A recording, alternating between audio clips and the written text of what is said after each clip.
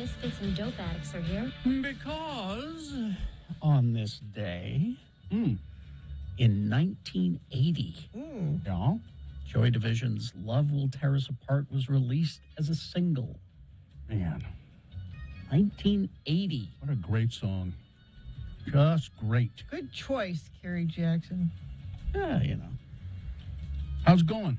Eh, Yeah, that's the way I feel. I'm not on top of my game because my wife got me a present. She did? Yeah. What'd she get you? It's a bottle of Old Forester, the 1920 Prohibition signature Old Forester, which is 115 proof. wow. Is it gone? No. Oh, okay. God, no. If it were gone, I'd be dead. You gave it to me on, I think, Saturday. So for Father's Day, speaking of the gift of booze, Joe's favorite bourbon is this single barrel Evan Williams Yeah, yeah. Mm-hmm. that has been discontinued. Oh, really? And I got out the trusty old, man, I love that Utah DABC app. It's so handy because you can say, I'm looking for, We're not used to that sort of thing when it comes to booze here in Utah. I'm looking Convenience. for Evan Williams single barrel bourbon. And You know, when I use it, Gina, I find myself usually disappointed. So I thought I'm gonna buy every last bottle of this that is available in the city. And I saw on the app that there were 6 bottles at the one on Fort Union. Oh, yeah. yeah. So I drive out I there. think that's where she got the. Is that the Old same Forester. one? Yeah. Uh-huh. Is it because people in Sandy don't drink? I don't know, but I went in and I walked to the bourbon section and I'm looking and it's not there. And one of the helpful DABC workers came in. I said, "What are you looking for?" I said, "I'm looking for Evan Williams single barrel bourbon." He said, "Oh, they discontinued that." I'm like, "Yeah, but the app says you have 6 bottles of it." See? And he's like, "Well, if it says that, let me go look in the back." And he went in the back, and there was a full case of Evan Williams, unopened, in the back that he brought out. And he said, "How many do you want?" And I said, All of the ones in the box. All of the. It's and it was the best Father's Day we ever had. that's just like my story when the produce guy at Smith's went and got me some dill. He found some. I found It's some just in saying, the back. yeah. I found some dill in the back, but the only difference is I didn't have to pay for it. He got just free- gave it to me. You got free dill? Yeah, from Smith's Produce. Oh, geez, 115 proof. What? Does that It's- even taste good? That just Oh sounds my like gosh, it would yes. evaporate on Oh your my tongue. God! Oh my God! It's so good. If I had a little shot of it right now and I would just let you smell it. It smells almost exactly like a caramel. Really? It is, yeah. I just would think something that high of an alcohol No, would just... no. It's I don't know how to explain it, but the really high proof things a lot of times it's because they take so long in a barrel and concentrated. I don't know. I don't know the right. So I'll that have was to your ask weekend? Jimmy. Your weekend was 100. It was the Bill's 100 proof weekend. Well, let me put it this way. I don't really remember what I did this weekend. So it could have been that. Could have been, but I'm not sure. Yeah, no, I don't know. I really don't know what I did this weekend. I frittered my time away. Okay, let me help you. How was the aquarium? Now that was on Friday. But that's kind of the weekend. And it was great. A lot of friends of the program came by. I'll talk about one of those friends coming up. And that was very nice. And then the next day, I don't know what I did. I really don't know what I did all day Saturday. It was hot. Was it? I'll take your word for it. I rode my bike a little bit yesterday. I remember that. I rode it around the block. It was a big deal for me. It was a big deal. Good. That's good. I just went around the block. That's good. And I said, yeah, that's enough of that bike riding now. So anyway, it says on the that old Forester, by the way, it's called the 1920s Prohibition because it was allowed to be bottled during Prohibition because it was sold as medicine. Ooh. And And you're still telling me this tastes good because it doesn't taste like medicine. no, it doesn't. Okay. It tastes like really good bourbon. Okay. And Old Forester was apparently the very first bottled bourbon. First. Did they call it Old Forester then, or was it just Forester? It was Old Forester. Did they It was add old, no, it was Old Forester. It's always been Old Yeah. Forester? Yep. And it's good. I don't want any of that young Forester. No. Don't give me any of that. I want the mature Forester. Oh, you mean the old Forester? So we have some middle-aged Forester. No. So we've been getting caught up on Barry, just to change as I'm thinking about what we're doing this Yeah, weekend. because Bill Frost will be here talking about TV today. And last night, Joe said, I think I need violence, but not comedic violence. We need to watch a different show. We need a break from Barry and the comedic Watch The Boys. violence. We need a different kind of violence. The most recent episode of The Boys. Boy, that'll give you violence. That'll give you buckets of blood, and it's not very funny. So we watched Yellowstone instead last night. And I'm like, there's just as many people getting killed on this. He's like, I know, but it just hits a little differently than the Barry violence. There's Do you speaking of Barry, I was watching it and then I realized that NoHo Hank. Yes. But then I thought, I don't know why he's called NoHo Hank. Did you look it up? Well, my wife did, yeah. Do you know why? I can't remember. I don't. North Hollywood Hank. North Hollywood, Hank. North Hollywood Hank. Or NoHo He's Hank. great. Yeah. He's hilarious. Oh, and his the way they wrap him all up in the Yeah. series is really good. You didn't finish it, did No, you? no. We're just we're only a couple episodes before the end. And you see, I didn't say anything about how they did it. I Thank just you. said they Thank you. they wrap They it up wrap very it up. nicely. Okay. Very nicely. Yeah. Yeah, The Boys. Did you with the orgy and all of that, Carrie? Yeah. Yeah. With the orgy? Oh my God. Oh, wow. Well, it's a secret superhero underground yearly thing that was Superhero orgy? called Herogasm. Yeah. Really? Yeah. Oh, my It was- gosh. It's from the comic book. But we Okay. were wondering how they were going to do it. Oh. Well, they just did it. Yeah. Apparently, I mean, it was about as graphic as you could Yeah. possibly Yeah. imagine. Yeah. They left very little to the imagination. Okay. So all of this was distraction for the other things. That was which the are entire. That's what I did all weekend was distract myself. Tell them what you were telling me. Off So the air. the real world is pounding at my door, and I'm like, well, I'll just step into a space show, something to take my mind off of things. I'll go to that Hulu and take a look at that Seth MacFarlane's Orville. The latest episode is available, and I'll sit down and watch the space show, and it's an allegory about Trump and abortion. Yeah. So Yeah. Like not even not sort even of. subtle. Yeah. It's here. We're using aliens, but this is you. Oh, I know what I did Saturday. I watched a movie in the middle of the afternoon. What movie? Baby Driver. Oh, you finally saw Finally that. you Yeah. watched Baby. Yeah, You got- because I'm kind of sweet on Ansel Elgort. I hadn't really seen him in Yeah. anything except for that Tokyo Vice. Yeah, and so you guys said, well, you should see Baby Yeah. Driver, and because he's the baby driver, and I liked it up to a point. It sort of falls apart in the last, I don't know, last 15 minutes or so. It just kind of, it just sort of peters out. I really liked that. But most of it was The really music good. in that is Great And the soundtrack. opening is great. Just Great soundtrack in that. Yeah. All right. Well, Shall we? I suppose. I don't know. I guess we could ask for check-ins. If you got something on your mind, this is the time to tell us. 877-602-9696. That's the number. You call, you check in, you say, hey, how's it going? This is what I'm doing today. Or this is what's really got me ticked off. Or here's what I did this weekend. Or whatever you like. 877-602-9696. Or you can text 33986. Hoops Vision Correction, HOOPES Vision.com. No doubt about it. Summer is really here.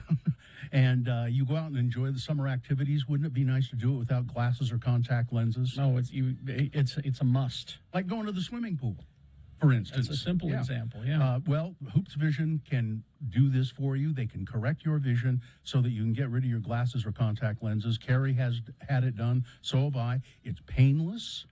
It doesn't take very long. It's quick. It's like 15 minutes. And then you don't need glasses or contacts.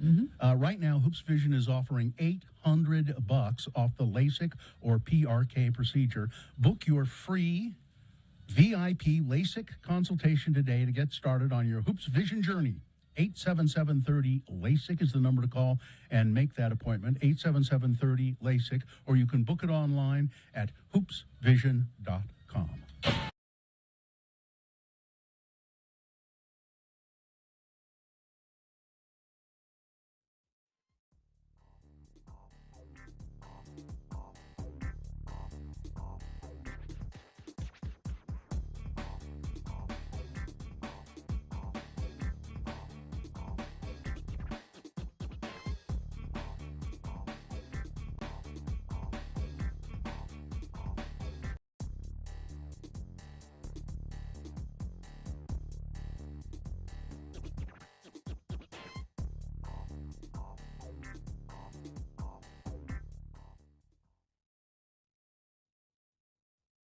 The good news is that I've learned that if you combine the mangosteen fruit with certain alcohols, it will cure cancer. And I've got the margarita recipe here, the cancer-curing margarita recipe right here.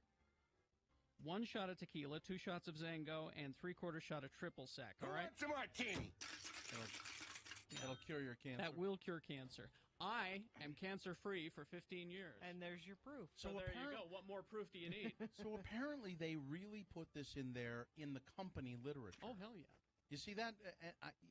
You can't do that. No. What you do is you infer it. Mm-hmm. Say, oh, You get your distributors to talk about it. you don't put it in your literature. Look, all I can say to Zango is, why aren't I your spokesman? I'm cancer-free for 15 years. I found that it's the mixing with alcohol that makes it work. Why don't they call reaction me? This is $1 million company. This is my ticket to a big pay. And they're local here. They should know who you are. They should know who I am, right? I could give them a whole list of recipes, drink recipes, martinis, margaritas, daiquiris that will, cure cancer and depression. You're awfully happy now that you do. I'm happy and cancer-free. Everybody knows that Zango won't cure cancer. It's Tahitian noni that cures cancer. Can you mix that with alcohol? Oh, no. No, you don't want to do that, no. You don't want to drink that, period. Wonder what does this mean for them? They have 15 days to respond. My guess is that either Orrin Hatch will swoop in like Super Hatch and save the day because he's big on that, supplement business stuff, or they'll just have to take that out of their literature. Yeah, I think probably they have to say, sorry, we won't do it anymore. They'll have to tell the people who sell it, don't say that. Does really cure cancer. Or we don't have any evidence. We don't have any evidence that it cures cancer. But Carrie Jackson, 15 years cancer-free because of the magic cancer-free margarita. Because cancer's one disease. I love that when they say it cures cancer. Cancer's a whole bunch of different things. Well, that's the beauty of it. It cures cancer. That's how good. Apparently, that's how good this stuff is. All cancer's the same. You drink this. You drank all our good liquor, you big moocher. I like that. That's a new one I put. You drank all our good liquor, you big moocher. The bad liquor's still here, but the good. I drink a bit. And I'll change this drop from What do you say you and me go out and get plastered? to What do you say you and me go out and get... cure cancer. What are you guys doing? We're curing cancer. I am curing cancer with this magic margarita recipe, okay? Right this second. Hey, right this second, I'm curing I'm curing cancer. right now, even as I stand here and look at you. Cancer cells dying right and left.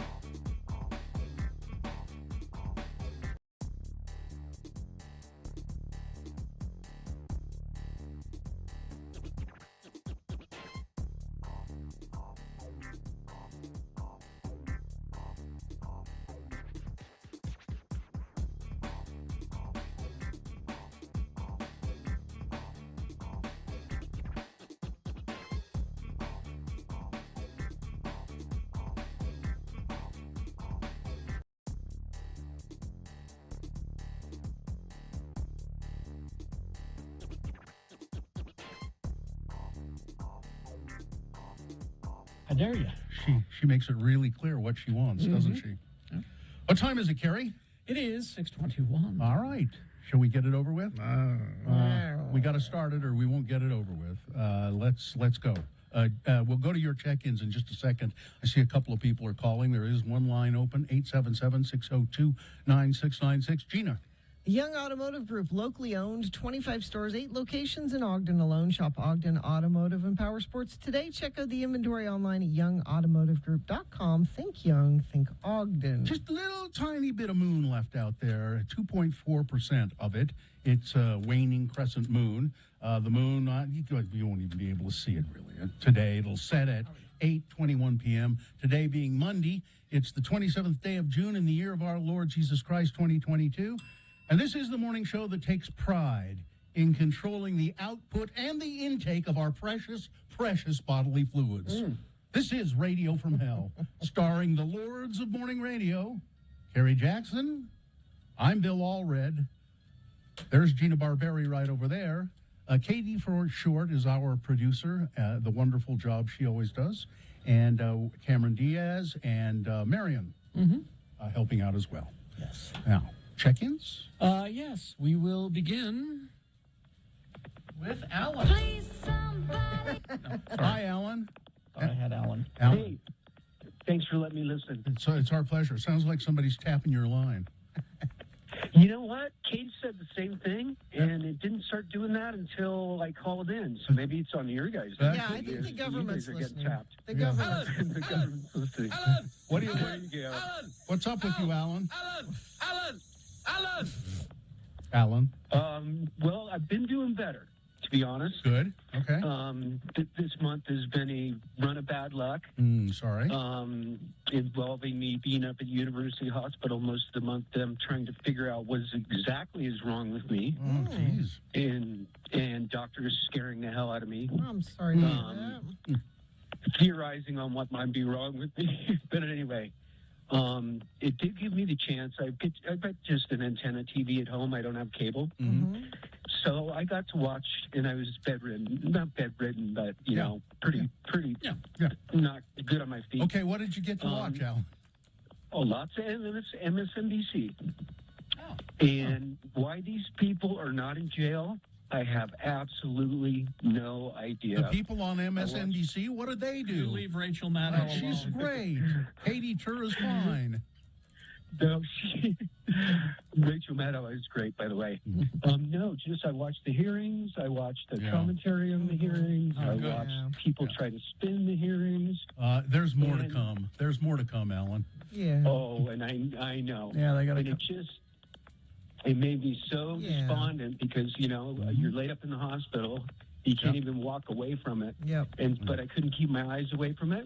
Yeah. But if all of this comes out and nobody goes to jail, then we got problems in this country, which we do. Yeah. Alan, did they haven't figured out what's wrong with you? Well, they gave me 5 different medications. Uh-huh. So basically, they scared me into thinking it might be onset Parkinson's, which is a pretty scary deal. Yeah. And so after, brain scans and all that kind of stuff, it is not. But I've been warned to stay on my medication. And all right. Well, hang in there. And my best advice to you, Alan, stay on your medication, okay? All right? All right, guys. See you later. Take care, See you, Alan. Bye-bye. Let's go to Shane. Good morning, Shane. Hi, Shane. Good morning, Bill. You'll be so proud of me. Say good morning to my partners, Carrie and Gina. Oh, I'm sorry, Carrie and Gina. It sounds like he's Good got morning. an issue with you, though. Yeah, it does. I'm gonna let you... No. Bill's going to be so happy. Well, he was home enjoying bourbon on Saturday. Mm-hmm. I volunteer for a volunteer group called Fish for Garbage, and we went and cleaned your beloved Ogden River. Oh, how nice.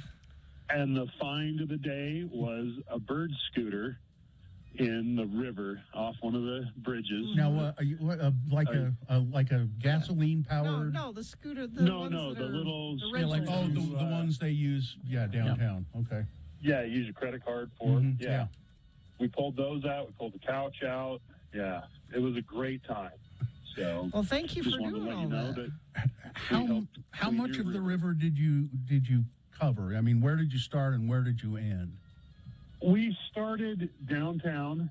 Mm-hmm. I can't remember the name of the park. I'm not from the Ogden area. I'm from Utah County. Mm-hmm. But there was maybe 200 volunteers that showed up. And if you can look up Fish for Garbage information on all the social media. Okay. And you can see all the garbage we pulled out and the beautiful little girl that climbed down in the river and pulled the scooter out. I'll send it to you on your social media, too. But it was a good time. We filled a whole dumpster, a huge Ace dumpster, roll-off dumpster full of garbage. You're doing good work. Thanks for doing it. It was a good time. Yeah. Yep. I'll look it up. All right. Thank you. Thanks, guys. Thanks, Shane. Yep. See ya. All right. Bye. Oh, that was nice. Let's see. Johnny B checking in. Listening while I lament my slothfulness of not restocking my coffee supply over the weekend. Uh-oh. Sadly, not a Mill Creek coffee where I'm at. Adam, I didn't know it, but that Joy Division song was just what I needed this morning. Oh, there you go. Good. Sweet air shows. Oh, yeah. Is that? Oh, that was a mess, apparently. Yeah. Oh, yeah? Yeah, the crowd control was not good, and people were waiting hours and hours and hours even to just get through the gates. And and then... I mean, here's what I don't get about the air show. You can't just see it when you're on base. Huh? It's in the sky. Why do you have to go? Because they, Gina, they make sure that they do a lot of important maneuvers and fly above the base. That's where they do it. No, but I mean, you don't have to. Gina, you're paying for the color commentary. Okay. You're paying for the announcer to say, there they go. That's the, You could just hang out in Roy. And... You could. It's not as good. Have you ever been on base to an air show? No, I haven't. See, it's not as good.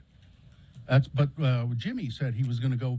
Who was it? No, it wasn't Jimmy. Somebody said they're going to go golf at Schneider's Riverside Golf Course because it's right by it's right by it's right by Hill Air Force Base. Yeah, you don't get that sweet color commentary from a professional announcer. That's true. I said that to us. Someone like Johnny Ola, Yeah. And here they go. Look at that, the Thunderbirds, ladies and gentlemen. Ladies and gentlemen, these planes can fly, and you get the statistics That's true, and all yeah, that. You know, yeah. so How that's, fast and how you get all much that stuff. Precision flying like this is very dangerous, but these are trained pilots. You don't get that. That's true. You're right. Okay, so crash northbound I-15 at 5th South exit in Bountiful. The HOV lane and left shoulder blocked. They did have to stop all lanes of traffic to move the crash out of the way. So that could still be causing some residual slowage through that area. But that's the only incident UDOT's reporting. You can report something if you see it. If it's safe for you to text 33986. Demand for nurses is higher than ever. Nightingale College blends online classes with on-ground supervised field experience. Enroll now for the upcoming fall semester. Go to nightingale.edu. Coming up, we got Big Boy News, Opinioendo, and Amy Donaldson Sports all in the same break. Stand by. Now, when Radio from Hell concludes at 10, you got me. Keep it on next.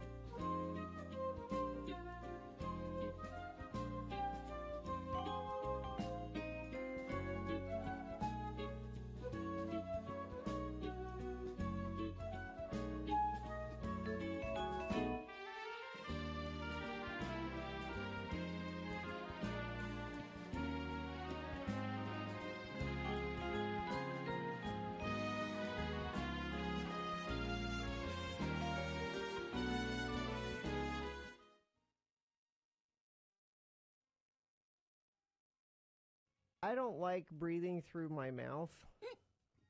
I prefer my nose. I think that's what it was designed for. Your mouth was designed for other things, and the nose is for breathing. But sometimes you have to breathe through your mouth. I can't. You know that. You cannot. Well, what we hear on the radio would give lie to that, but because we hear a lot of on the radio. But so they said we have a snorkeling class. We don't need the snorkel. No, I want the snorkeling class. I want to know. Sure. So we took the kids to the snorkeling class, and they stop at Molokini, and I am terrified. I really am, because I'm not only scared of breathing through my mouth with my face underwater, but I'm scared of sharks. I am. Okay, Jaws ruined me. Sure. And it's just a boat out in the middle of the water, and you're getting off the boat, and it's deep. And it's deep. You can't see the bottom. And they said, "Do you want a noodle?" Yeah, I want a noodle. Give me the noodle. To just hang on to.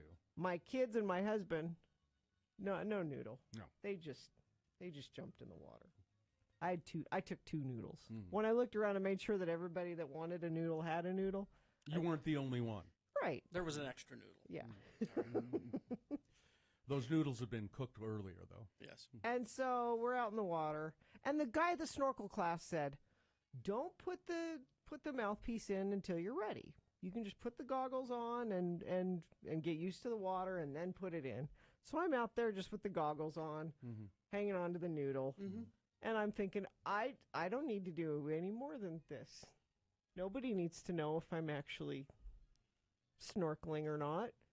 My kids are snorkeling, my husband's snorkeling. But then they have a underwater cameraman come out. He comes over to your group. He's like, "Get your group together and go under, and I'll take a picture under the water." So now I'm panicking. I'm like, I can't hide from my family anymore that I'm not putting my face in the water. Because camera guy wants underwater picture. And, of course, you have to do that. Well. You couldn't just say to your family, "I really can't do this." No. And I didn't want Joe to know I wasn't snorkeling, because he's off snorkeling. He's not looking at me. I'm like, okay, I can totally do this. All right. Put the mouthpiece in, stick my face in, underwater camera guy's there. And I'm like, is he done yet? Is he done yet? Is he done yet? Because you're not breathing? No. You're just holding your breath? Because even though you can breathe through the snorkel apparatus. I can't, though. Yeah, you can. But I did it. I put my face in the water for the picture, and that was it. So as far as I'm concerned, I snorkeled. No. Didn't see any fish. No. Nothing. No. I floated around on the noodle. I put my face in the water. But I'm telling you, if the camera guy hadn't harassed me into putting my face in the water, I wouldn't have. Didn't see any fish. And I'm sure your I've family. seen fish. Did you see the fish? Did you see the turtles? I can Did you Google fish You right can- now, and I know. can see them. Yes, There's I know. probably Sure, a you live Molokini underwater camera right now that I could find online, and I Probably. could see everything happening there right now. Right, which is way better than what you did. Which is way better than what you actually did by being I there. got in the water. Okay, fine.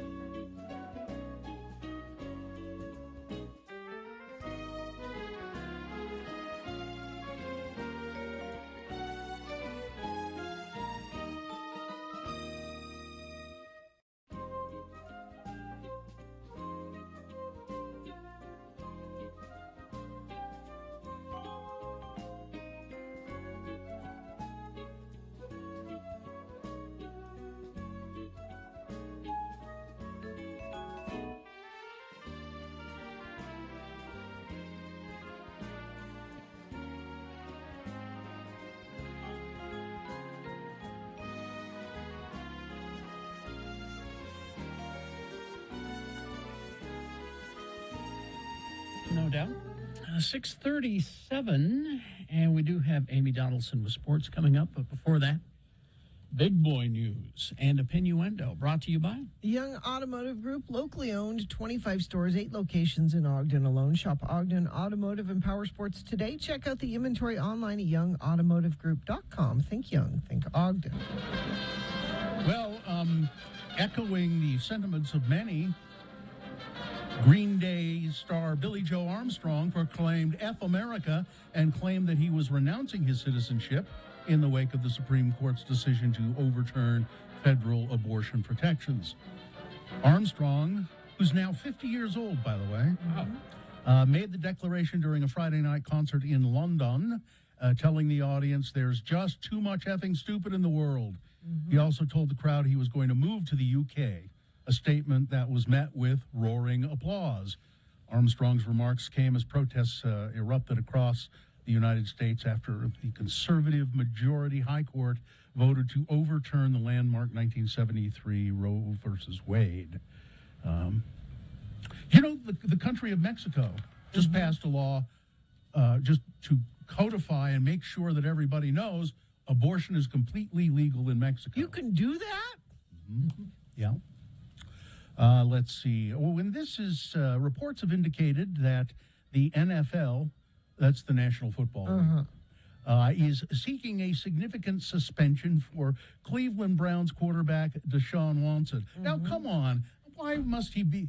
He's cleared up 20 of those sexual assault cases. There's a couple pesky ones. There's just 4. Gina, just 4 that he's still.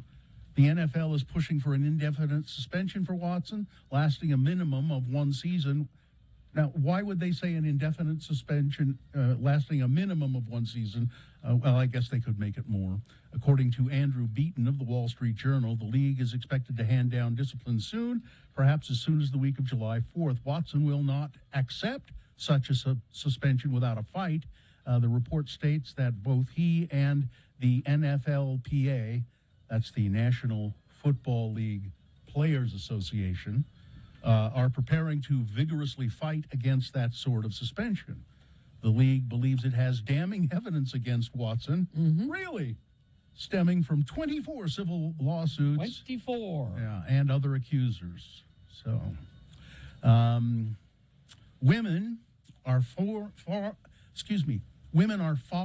more likely to suffer from long COVID than men, according to scientists. Can't you just leave that at suffer and then suffer from a new review of existing research into the still mysterious condition found females were 22% more likely to experience most of the complications that stem from the coronavirus.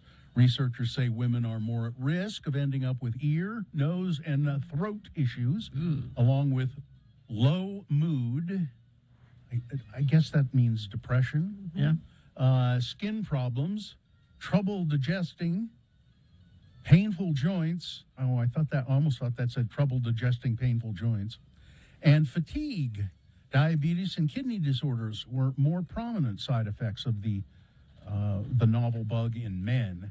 The researchers from the Johnson & Johnson Women's Health Office say their findings highlight a need for facts and figures on the disease among both sexes to be collected and analyzed separately. Only by doing that can inequities in how men and women experience the disease be addressed. I like that term, low mood. Yeah. Now, that's kind of odd, isn't it? Yeah. Well, I couldn't be happier. Gail Ruzicka told the Salt Lake Tribune on Friday morning, today is a great day. But if you look at her face, you wouldn't know. You'd never know. You would not know that she couldn't be happier. This is my happy face, she said. Geez. It was a day that the longtime conservative activist and president of the Utah Eagle Forum has been waiting for 4 decades. Oh. Thanks to the Supreme Court ruling in Dobbs versus Jackson's Women's Health Organization, abortion in the U.S. is no longer a constitutionally protected right. And in Utah, it will soon be illegal in most cases. And Gail, guess what? In the last 50 years, you have chosen yourself not to have an abortion. And that's okay. There was no way Gail would Nobody have gotten made you have an abortion. There was no way Gail would have gotten pregnant in those.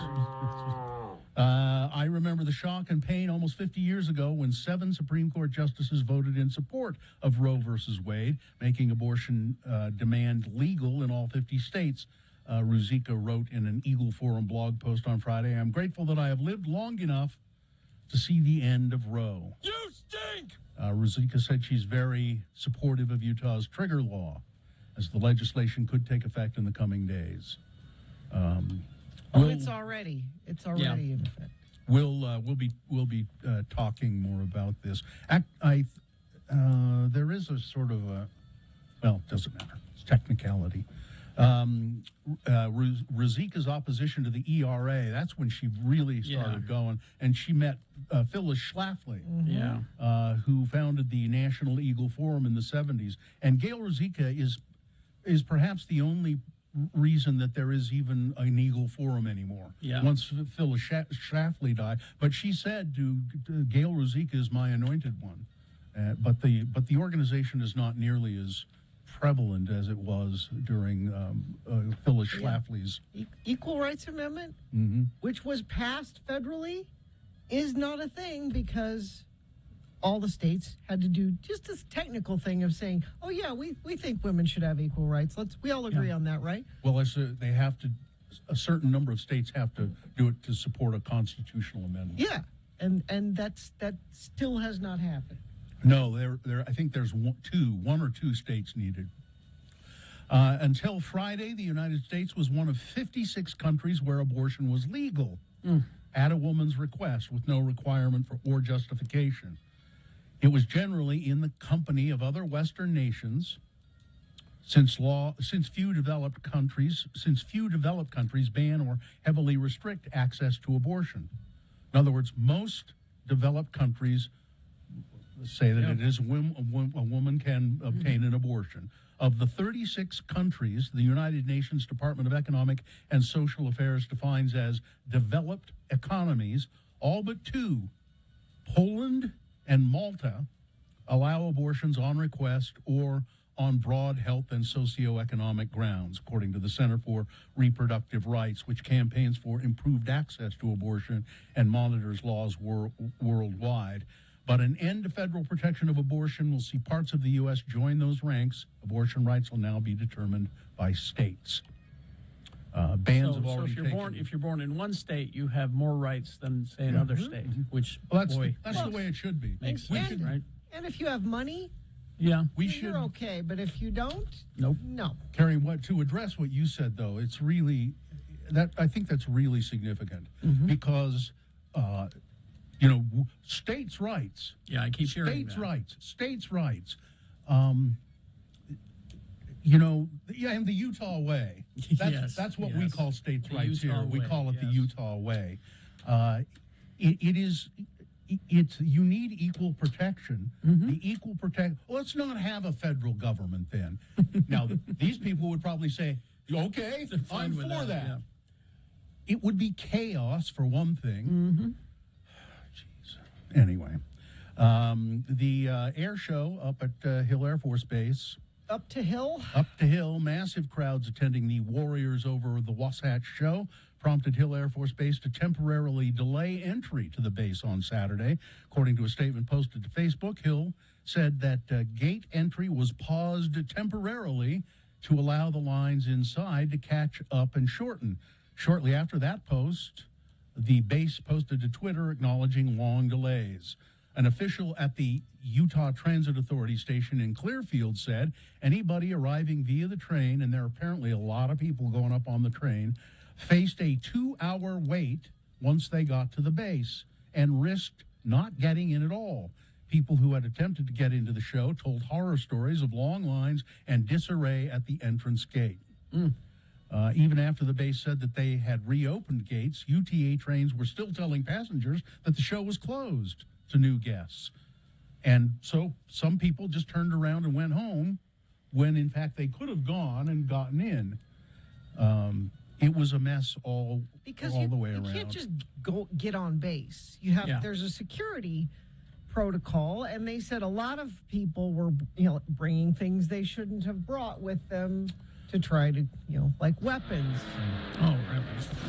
Yeah, you Get need on that. base You with. need that. Yeah, well, but my sidearm, the Supreme Court says I had All my right. sidearm. No, sir, you can't bring that on. Russia targeted the Ukrainian capital of Kyiv with a series of missile attacks yesterday as leaders of the G7 nations gathered in Germany for the first day of their annual summit. This is awful, and it's going to. I fear that it's going to involve other countries at some point. Yep. And that would be really terrible. Let's see. Do you want to hear a little bit? How much time do we have here? Oh, you got a couple of minutes. Because Donald Trump gave a long, rambling speech. That's the only kind he knows how to do. An hour and some odd minutes, and launched into a rambling speech that lasted over an hour and a half, touching on everything from the border to election fraud to the radical left and crazy Liz Cheney and the human conveyor belt Mike Pence. Huh? I don't know what he means. I invented the term conveyor belt. What? I did. I don't know what he means by that, but the former president articulated his ideas about what? American. Excuse me? In his way, about American values, and also discussed perceived threats to those values in the country. This was all at the Road to Majority Conference, a big religious gathering, faith and freedom gathering. And finally, this story. This is pretty strange.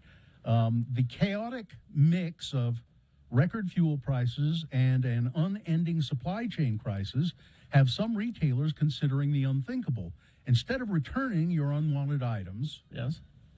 you just keep them. In recent weeks, some of the bigger store chains, including Target, Walmart, Gap, American Eagle Outfitters, and others, have reported in their latest earnings calls that they have too much inventory, too much stuff, ranging from workout clothes, springtime jackets, hoodies, to garden furniture, kids' toys. It's costing them tons of money to store it. Now add to that the glut of another category of product that stores have to deal with, returns. So instead of piling return merchandise onto this growing inventory, stores are considering just saying to customers, look, you can have your money back and you can keep the item. Just keep it. Well, then why wouldn't you just say that for everything? All of these things, Yeah. I don't want I hate them. all of these things, and I want to return them. Well, that's certainly what I would do. They got to figure that out. I think that they'd be on to you pretty quick. Wait a minute. That's what they're going to do, some of them. Or they're talking about doing it anyway. Weather, traffic. Sunny, 95. There's a summer day for you. And it'll be cool compared to tomorrow because we could be back up near 100 for a high tomorrow. Next chance of showers looks like maybe Tuesday night into Wednesday, but that's just a 20% chance. So not much. Let's see, traffic. Haven't had an update on this northbound I-15 Woods Cross crash. They had to stop all lanes of traffic a little while ago to move the crash over to the side, but I think things are moving just fine now. And I don't see any other accidents. Let me see if you've sent any to us. You do that by texting us 33986. Just make sure it's safe for you to text. For over 65 years, they've been part of your community. While the name's changing, commitment to you is not. Welcome to You First. YouFirstCU.com. All right. Sports with Amy Donaldson, brought to you by Tim Daly has new arrivals daily and pre-owned selection of over 1,200 used vehicles to choose from, all makes and models. Think Forever Warranty. Think Tim Daly. Amy Donaldson Sports. Break. Well, here she is, but not in the studio. She's on the telephone. Amy Donaldson to do sports for us. You can follow Amy, AD on Sports. That's Twitter, AD on Sports. Also, look for stories from time to time in the Deseret News, and Amy does a podcast too called Voices of Reason. Is that right, Amy? And Amy, not Amy? here. Are you there? Yes. Yeah, sorry. I was a little bit of a delay, but yes, I do co-host a podcast called Voices of Reason, and I have a new podcast coming out this fall. Hopefully have some information in the next couple of weeks for you, but I'm pretty excited about it. What's happening with sports? Well, the Stanley Cup was decided yesterday. The Colorado Avalanche beat the Lightning 2-1 in the series. They came from behind in that game. The series was the 4-2 series. The Lightning were looking to win their third consecutive cup, but the Colorado Avalanche win their first since 2001.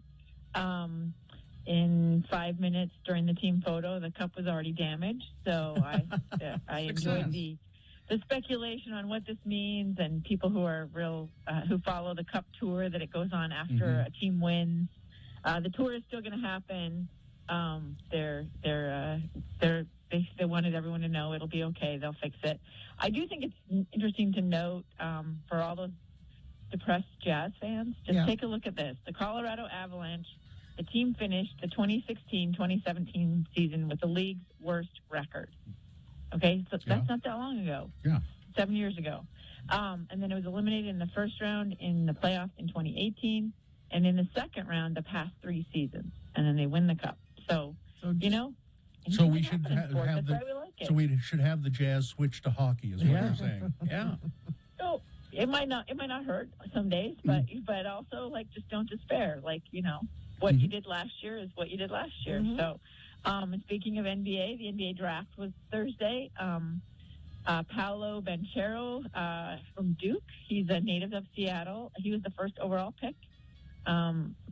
Interesting kid, and I think it'll be a fun pick for the Magic.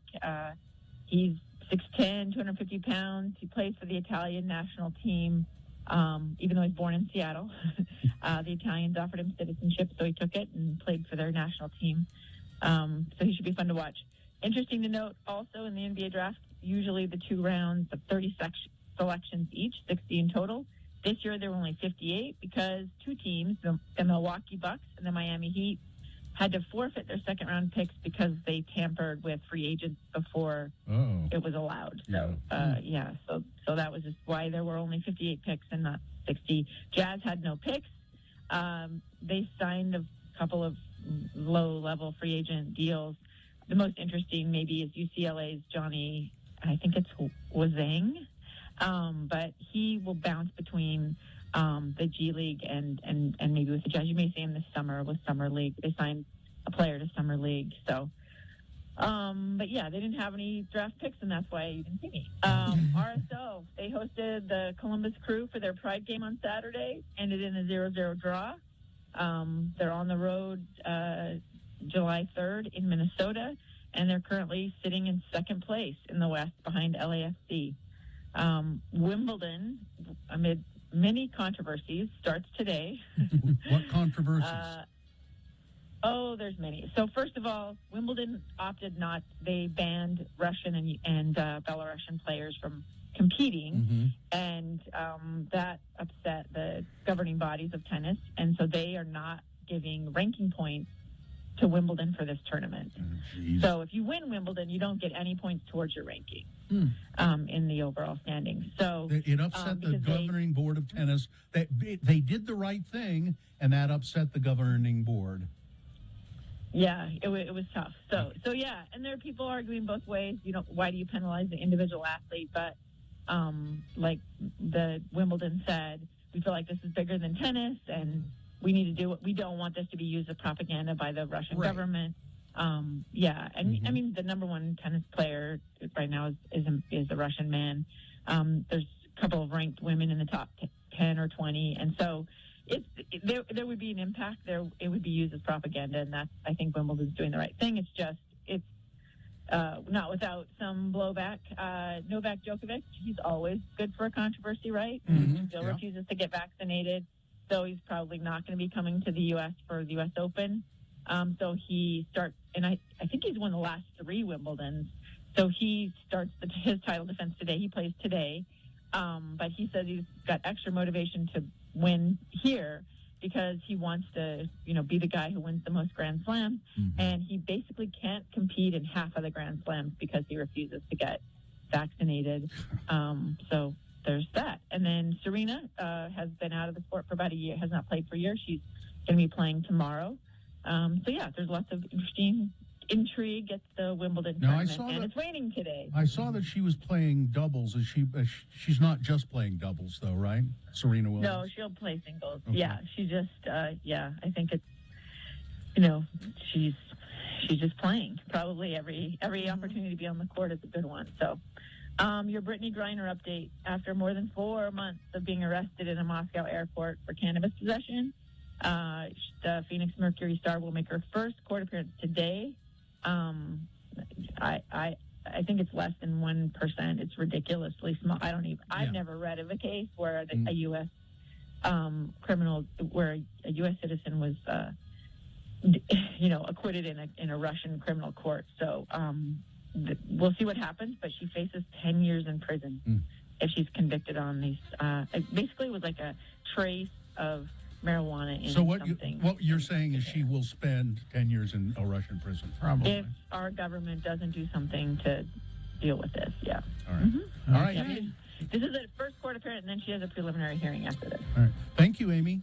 Thank you. Thanks, guys. Have a great day. Bye. Thank you. Have a great day. How do we do that? Figure it out. Traffic's good. There's a positive. I have no accidents, no slowages, no things in the road to tell you about.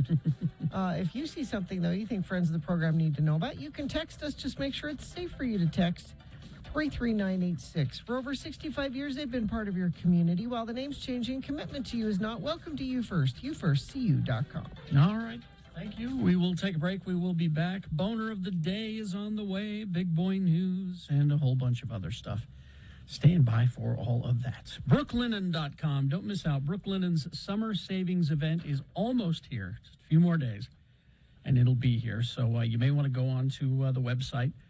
That's BROOKLINEN.com and start scouting for the stuff that you want to get, because it will be a 15% off site-wide summer savings event kicking off here in a few days.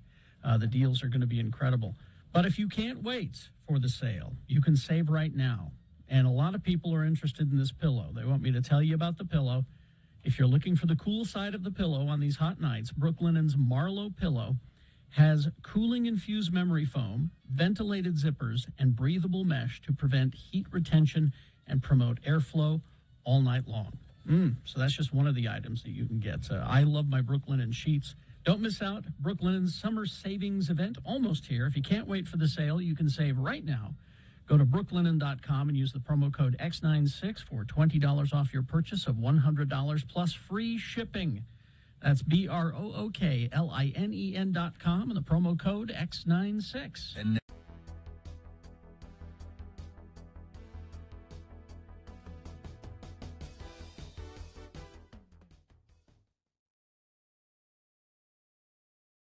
All right.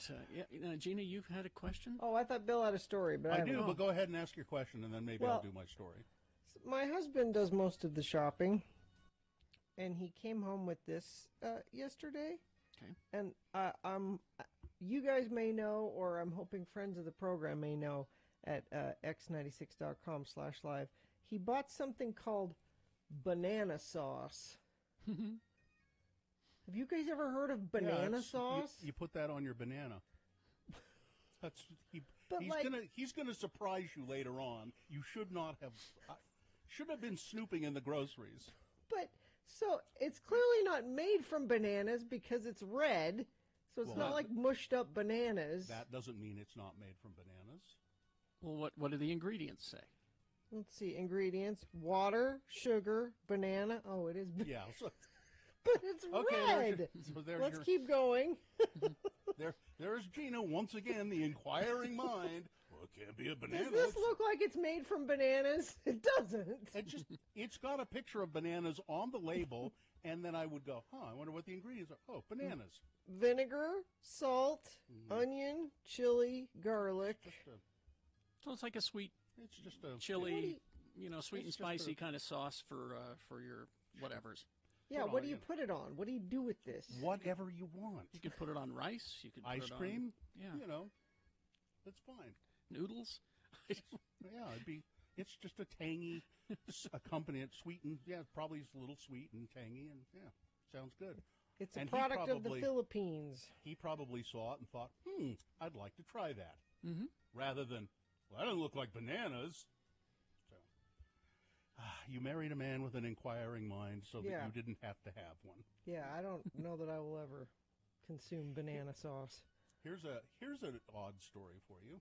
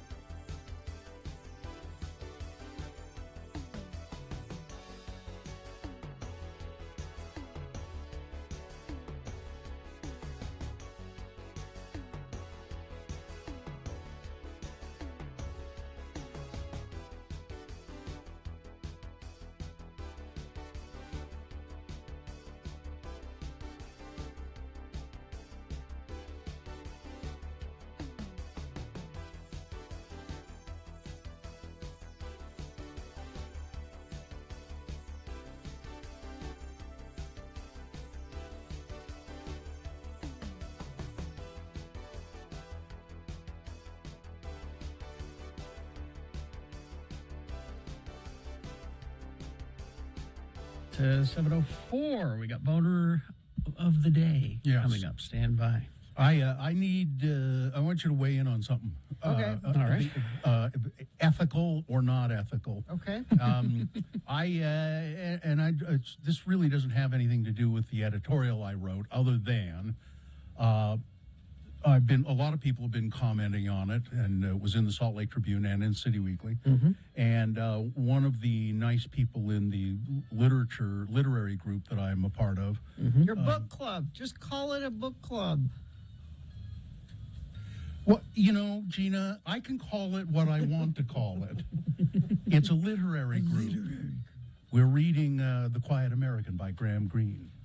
At any rate, one of the members of the group sent me an email and said, your article in the Tribune was very well written, and the photo accompanying it was very glamorous. Glamorous. And I think, so x96.com/live, there's the photo that I sent to the Tribune. I think it's maybe the best picture of me that's ever been taken. It's a good picture of you. It is. Yeah. But I said to my wife before I sent it to the Tribune, I don't really look like this anymore. I'm not nearly as glamorous as I was. My hair's gotten a bit thinner. It's still long, but that hair is that right That's in a that mane. picture. That is a mane of hair. It's gorgeous. That's a handsome man. That's the only picture of me that I have ever thought that I'm good looking. Well, then why wouldn't you send them that? You send them the best. Because I don't look that way. Yeah, but they don't need to know that. You're on the radio. Nobody needs to know that. I don't want to lie in the news. You're not a lie. That's you. It was me. It's not me now. It's still you. No. I don't know. I just feel kind of odd about it. And the woman who sent me the email, who's in my okay, Gina, my book club. Okay. Because it somehow makes you feel insecure. Yes. When I say literary group, Which is, by the way, taught by a retired professor of English Of literature? literature from the University of Utah. Professor of he's a books. book teacher. Yeah, he teaches you books. He's bookish. At any rate, he's a professor emeritus. At any rate, she said it was a glamorous photo. And she sees the way I look now. We you know, She knows the real you? So I'm going to have to ask her, do you think it was right for me to I don't know. I just felt weird about it. That's you? It's just no, it was me. I'm no longer that good looking. I've got some miles on me since then. But why shouldn't you put out the best? I don't even know how old that picture is. It's at least 10 years old. Oh, yeah, it's older than that, probably. I think it's 10 or 12 years. Because that was a good photo shoot. I think I have a good headshot from that same photo shoot. Yeah, I don't remember much about that, but it was. Yeah, I love that picture. Yeah, I wish I still looked that way. You know, time marches on. Yeah. For those of you who can't see it at x96.com/live, it's kind of unethical of me, but I'll tweet it. It's unethical. Is that the ethics question that we're being faced with? Yeah. I just. Okay, well then I won't send this one in for me when I do it. No, don't. Let me see. Which one? I won't send that. I won't send that one in. You know, it's kind of cute when I have an editorial. Let me look at it again, Carrie. It's kind of cute in a. You have to post that now. You look much better now. Oh no, I'm not posting. You have to. You look much better now than you did then. If you're watching and the camera happens to catch it, then so be it. But I'm not posting that. How old were you in that photo? I don't know. Yeah, you're better now. You don't think anybody next time use that one. Use that one instead. Sure. Send that one in. Yeah, why not? The narrator from Rocky Horror. Send that one in. You don't think that anybody that posts a picture to accompany a story like that everybody isn't just picking the best picture they can find of it? No, of course. Everybody does that. Of course. And again, Gina, ethics would dictate that just because everybody does it doesn't mean that you should. Well, those Wall Street Journal people, they don't even have pictures. Yeah, that's weird. They use those drawings. Yeah, there's a name for those pictures that they use. You know? I can't remember what it is, and they've consistently said we will not run photographs. We will do. That's what we do. So whatever. So I don't know. That's not a true representation of the person, and we're talking about the Wall Street Journal there. Yeah, which at one time was held in regard before Rupert Murdoch got a hold of it. Then he got a hold of it and ruined it. Well, anyway, I wish I still looked that way, but I don't. It makes me kind of sad. Well, what we need to do is because now we have the hard and fast no caricature rule here on this show. No caricatures of us ever. Maybe we find out who can do those kind of dot photos, those Wall Street Journal type. Because they're realistic looking. Pictures, they're not caricatures. Yeah, they're not caricatures. They're realistic looking. So what we do is we get somebody to do those of us currently. Because even then we'll look good. I bet there's an app. There must be an app. Here's what I would suggest. I'm going to go through the Wall Street Journal and find the best looking one and then use that for my photo. Just say that that's me. That's me. Yeah, that's me. As far as you know. There you go. Yeah, no, you look an awful lot like Kellyanne Conway's husband. I think what I need is a makeover. That's what I need. Makeover. I need a makeover to see if I can. I don't even begin to approach that. No, again. Because then you're one of those people that men especially that dye their hair dark way after. No, I'm not dyeing it. I don't have to dye my hair just to get a makeover. Well, what else would you do to get a makeover? Well, first of all, something's got to be done about my complexion. I mean, it's just get a facial. You can have a facial. Yeah, well, that's part of a makeover, and maybe a different way of styling my hair. Maybe it's time to cut it. I don't know. Oh, okay. I see what you're saying. Yeah. No, I'm not going to dye my hair. And, just for men. No, I'm not going to do that.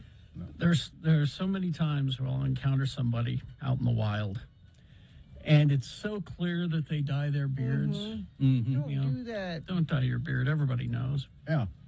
Well, it's got to match the dye job on my head. Oh, see, there's part Then of the you problem. look good with the little salt and pepper. It's okay. It looks better than just dyeing it dark. My beard is getting grayer or whiter because it's white. Whiter and whiter and whiter.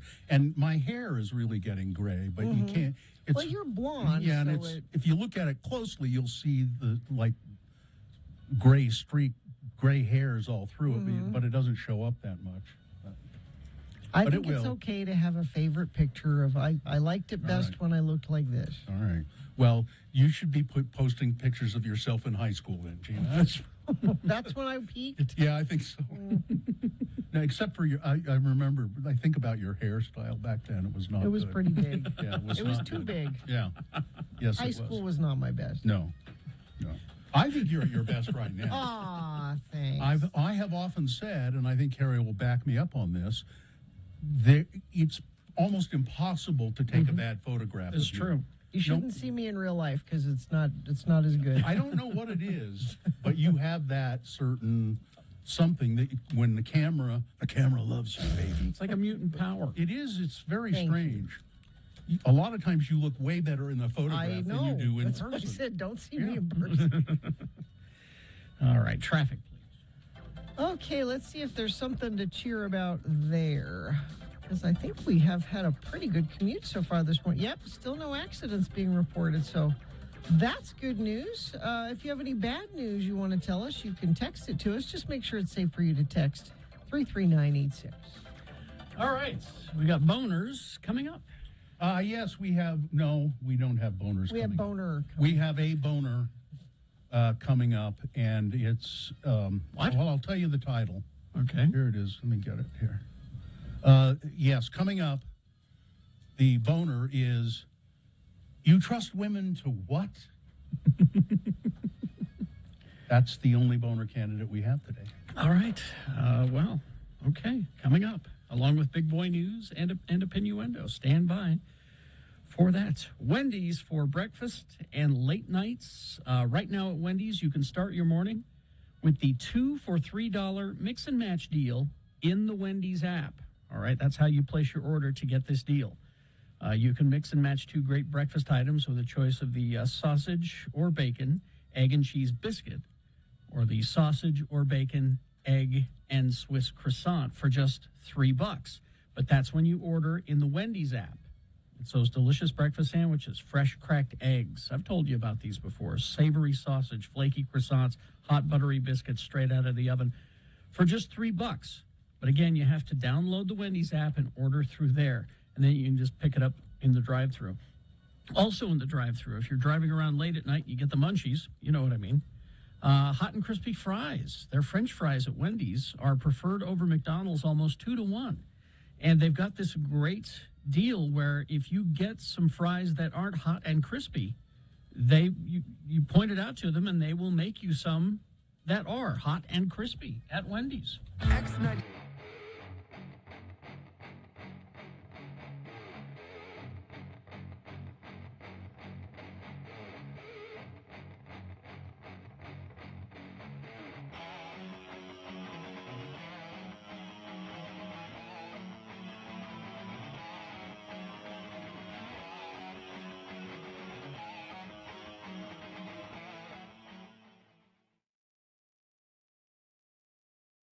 It is the 23rd century. Humans have left the lowly confines of planet Earth and have sought their destiny among the stars. While many things have changed, one constant remains: the need for young men to venture forth and do the work of the Lord. This is the tale of 2 such men who at the age of 19 have answered the call of their general authorities and are embarking on a 2-year mission to spread the gospel throughout the galaxy. This is the story of Space Elders! Today, we join our elders as they are about to encounter the Borg for the 2nd time. Man, these Borg ships sure are sparsely decorated and poorly lit. Well, I sure hope we get to spend more time with the Borg this time. I mean, last time we didn't even get to the first discussion. I am 5 of 7. I am here to show you the way. Hey, that's why we're here, too. Hello, Mr. 5 of 7. We met your cousin 3 of 7 last time. I'm Elder Christiansen, and this is Elder Jensen. Hi. We represent the Church of Jesus Christ of Latter-day Saints. You know. The Mormons. Oh. Yes, your exploits are known throughout the collective. Hey, Lehigh, we're famous, huh? All Borg are one. Whatever one experiences becomes available to all. Well, that would speed up fast and testimony meetings. Say, where are you taking us? To her chambers. She is expecting you. I don't like the sound of that. Welcome, elders. I have been anticipating your arrival. Hi, ma'am. I'm Lehigh, and he's Butch. Hi. I have wonderful plans for you boys. Together we will rule over the perfect Borg galaxy. Well, I hope this can wait until after our mission is over. Ma'am, who exactly are you, and why do you have plans for us? I am the Borg. Well, I thought they were the Borg. They are, and I am. And once we assimilate you two, you will be Borg as well. Oh, I get it. He's a Borg, she's a Borg. Everywhere a Borg, old MacDonald had a Borg. Knock it off, Butch. Oh. We better come up with a plan quick or we're going to be assimilated. Okay, Ms. Borg, tell you what. I'll give you my new fender flares and the luggage rack off of Lehigh's bike, and we'll just be on our way. You will look cute in black rubber suits, and I have picked out some special prosthetic parts for each of you. Soon you will be my lieutenants, my consorts, my special friends. Together we will assimilate the Federation, then the Romulans, then the Cardassians, and then whoever else we can find. And we will have fun doing it. Hook them to the assimilator. Hey, come on, let us go! Nothing like the assimilation of new young men to make one forget about how Locutus left me without saying goodbye. Something is wrong. The assimilation process has failed. They have already been assimilated by a stronger force than the Borg. Quick, shut down the machinery. The feedback could contaminate the collective. What have you done to my beloved collective? Well, once you hooked us up to that gizmo over there, all of our experiences were spread throughout the entire Borg race. Lehigh and I were able to bear our testimonies to more than 7 billion beings at one time. It was kind of like General Conference, except without the crying babies and the old people going to sleep. Yeah. We not only got to give the first discussion to the Borg, but to pretty much teach the whole gospel to all of them at once. Could it be? Have the Borg finally met their match? Could Butch and Lehigh be immune to the assimilation process? Tune in next time to hear the Borg say... I am Elder 5 of 7, and this is my companion 4 of 9. We represent the Church of Jesus Christ of Latter-day Saints. You know, the Mormons. No! You've turned the most feared race in the galaxy into a bunch of jello-loving, suburban-driving moral goody-goodies. Well, you think that people were afraid of you before. Wait until you start approaching planets now. Man, I'd hate to play word ball against these guys. I think our work here is done. Hey, can we count all 7 billion as converts? Well, technically, we didn't baptize them. We'll have to check with Zone Leader Hansen just to be sure. What about me? I was queen. I was the most powerful being in the galaxy, ruler of an entire race of warriors. What am I supposed to do now? Well, I guess you are now the most powerful Relief Society president in the galaxy. Congratulations. Gotta go. Bye-bye, sister. On the next artificial limb attaching episode of Space Elders!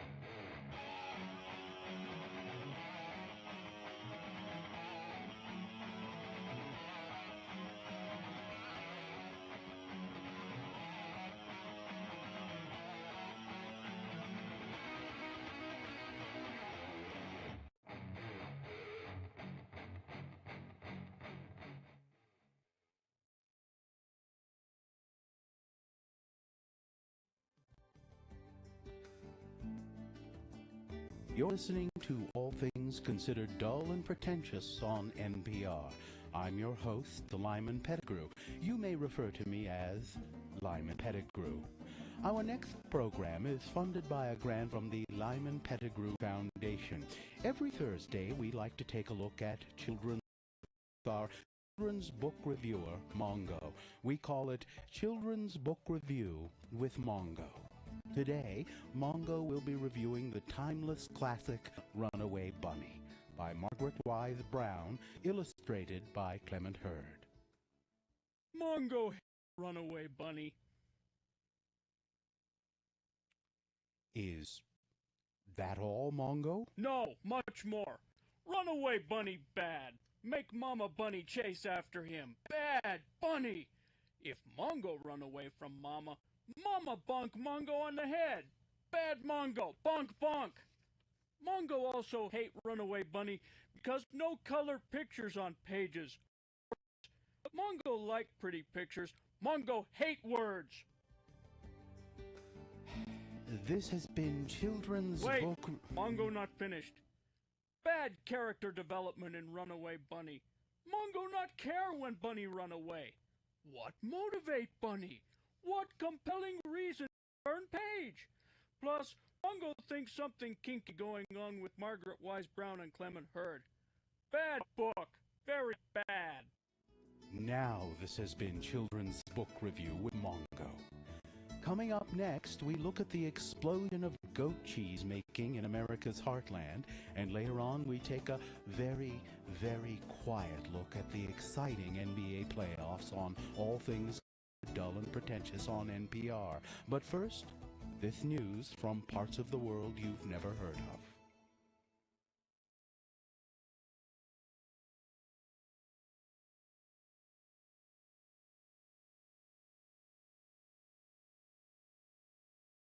Right now, and it's time for Boner of the Day. I don't know how you want to do this. One news story. One news story. It is an example of bad, stupid, or funny human behavior. It's not funny. And you can vote to show your support. Oh, there we go. That's good. That I works. mean, that's, okay. you That know, works. yeah, so that's what we'll do. Gina, take it away. So, on Friday, our good friend Tribune reporter Brian Schott, I follow him on Twitter, and he was tweeting about a press conference that the Utah State Legislature was having, and his first comment was, "I really want to tell you what happened there, but there were things said that I'm being told I can't print in my story." Now, come to find out, and I'm going to read it for you right now, the Tribune did print it, and I think it's because they got a sort of half-hearted apology. Let me read this to you. All right. Republican lawmakers and Utah politicos celebrated the Supreme Court's decision to overturn Roe v. Wade on Friday, with one legislator saying she trusted Utah women to, quote, control their intake of semen. Huh? And perhaps at this point I should say this gets a little more graphic if you're uncomfortable with it. I'm just, there's your warning. Representative Carrie Ann Lisenby described a text message she received urging her to hold men accountable for unwanted pregnancies. Quote, I got a text message today saying I should seek to control men's ejaculations and not women's pregnancies. I do trust women enough to control when they allow a man to ejaculate inside of them and to control that intake of semen. Let me read that again. I do trust women enough to control when they allow a man to ejaculate inside of them and to control that intake of semen. The Clearfield Republican told reporters at a news conference at the Capitol on Friday. I think men should control their output. Lisenby clarified her comments in a text message to the Salt Lake Tribune on Saturday, saying her remarks at the press conference did not accurately reflect what she intended to say. It was pretty clear, I thought. Here is her sort of not really apology. Okay.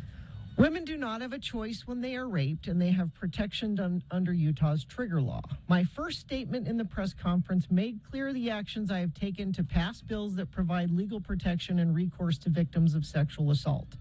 The political and social divide in America seems to be expanding at an ever faster pace. I am committed to ongoing respectful and civil engagement. I can always do better and will continue to try. So I watched the whole press conference because Brian posted a video link of it. And before she made this inflammatory statement, they were talking about rape. We want to help women who have been raped. We've strengthened these laws. But this statement makes it seem like, according to Carrie Ann, there's only two options. One, ski mask guy drags you into an alley and that's rape. Or you as a woman, 100% of the time, have absolute control about men's ejaculation inside of you. Women have 100% control of that. Those are the only two options. So is what she's saying is that the way you control it is by not letting it happen. Yes. But if you were a chaste good woman, you would not put yourself. Here's what she said: you would not put yourself in a situation where you could become pregnant without your consent.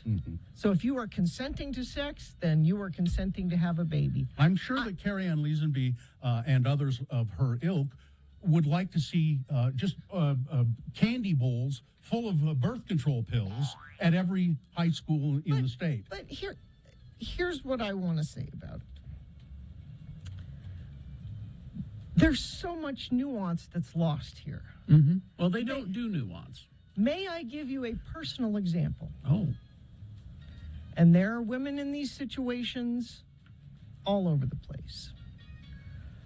My first husband, I got married, had a child almost immediately. Also, shortly after getting married, realizing to my dismay that the drug problem he had was worse than I had anticipated.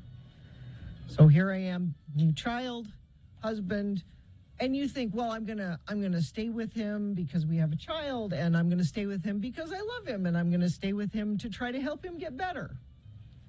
While you're doing those things, certain situations come up, like he wants to have sex, I don't, but I know how mad he'll get if we don't. Is that consent? If I have sex with my husband in that instance? My husband wants to have sex, I don't. If I don't, he's going to get mad and leave the house and take the car, and I don't know when he's coming back, and I have to go to work in the morning. So I have sex. Is that consent? Now, this Utah state law for rape, here's the definition. Any vaginal sexual intercourse without the victim's consent. This crime can even be committed against one's spouse and does not require any violence or force. The mere lack of consent is enough to convict someone for this crime. That's a great definition of rape. The new trigger law that just went into effect says you can have an abortion if you are a victim of rape, but it has to be reported to the police.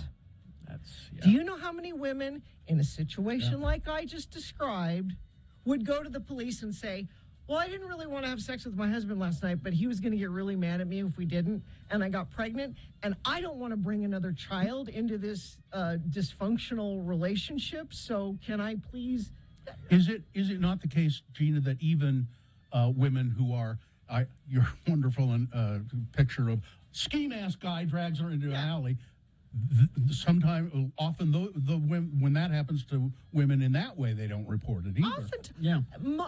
They don't report that, but most women who are raped, it's by someone they know, exactly, or are in a relationship with, or are married to, or it's a family member.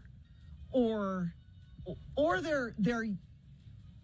they're told, if you tell anybody, I'm going to hurt your this other family member, or if you tell anybody, there are so many reasons that women are afraid to go to the police to report. So you're telling me that women in these situations are going to have these babies? It's like I said, the GOP does not do nuance. But she's acting like, "Hey, ladies, you're in 100% control. If someone gets you pregnant, that is 100% your fault." It's not. It's not. It's not. But that's too much nuance for them. And it's not just, loose women that are having sex with a bunch of people. And you can get pregnant on birth control. Yeah. When I was married to my first husband, after I had my son, I knew this was dysfunctional, and I did not want to bring another child into that. But I also didn't want to take permanent steps. So I went to my doctor and I said, "Give me the strongest birth control you have." But even that strongest birth control is not 100%. Now, luckily, I never was in a position where I had to make this choice. But if I was, and if that happened today, and I would not have that option, and I would have been bringing another child into a really bad, dangerous situation. Carrie Ann, you are... I don't know how you call yourself a woman and don't understand that maybe your specific life experiences are not the only ones that everybody is having. Yeah, but it's a great day for babies, says Gail Rosica.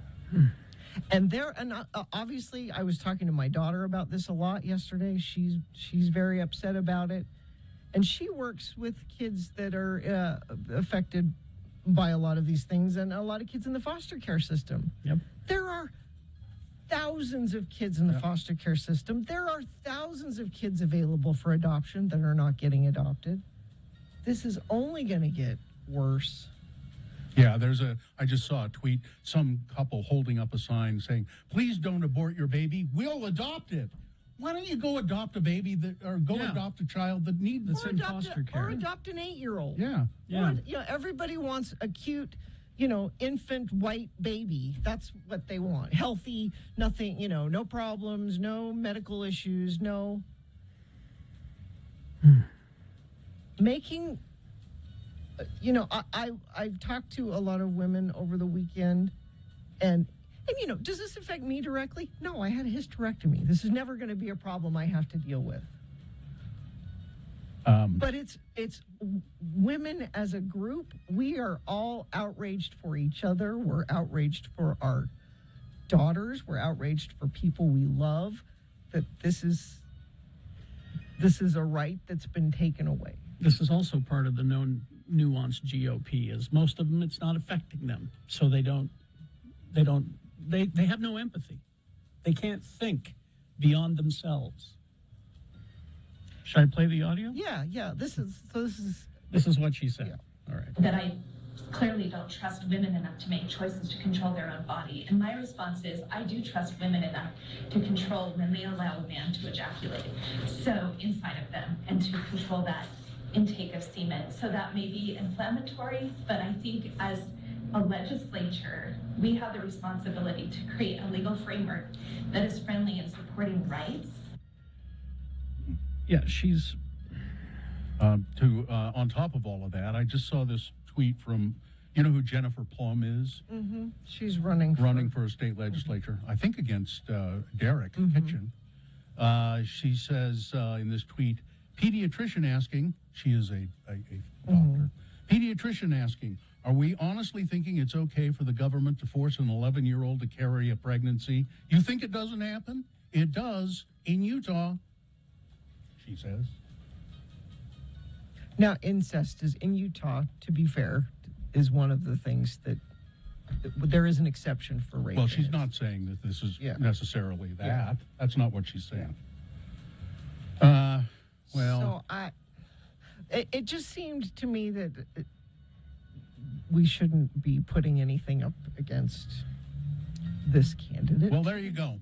So 877 602-9696 if you want to vote for it. We still have time for news. Okay. We'll review the candidate coming up after this. Big Boy News and Opinioendo, brought to you by Are you searching for Pokemon? Locally owned Haster Games has the best selection of Pokemon, Dungeons and Dragons, Magic, and more. Shop online at HasterGames.com or visit the store 6831 South State. Curbside service is available.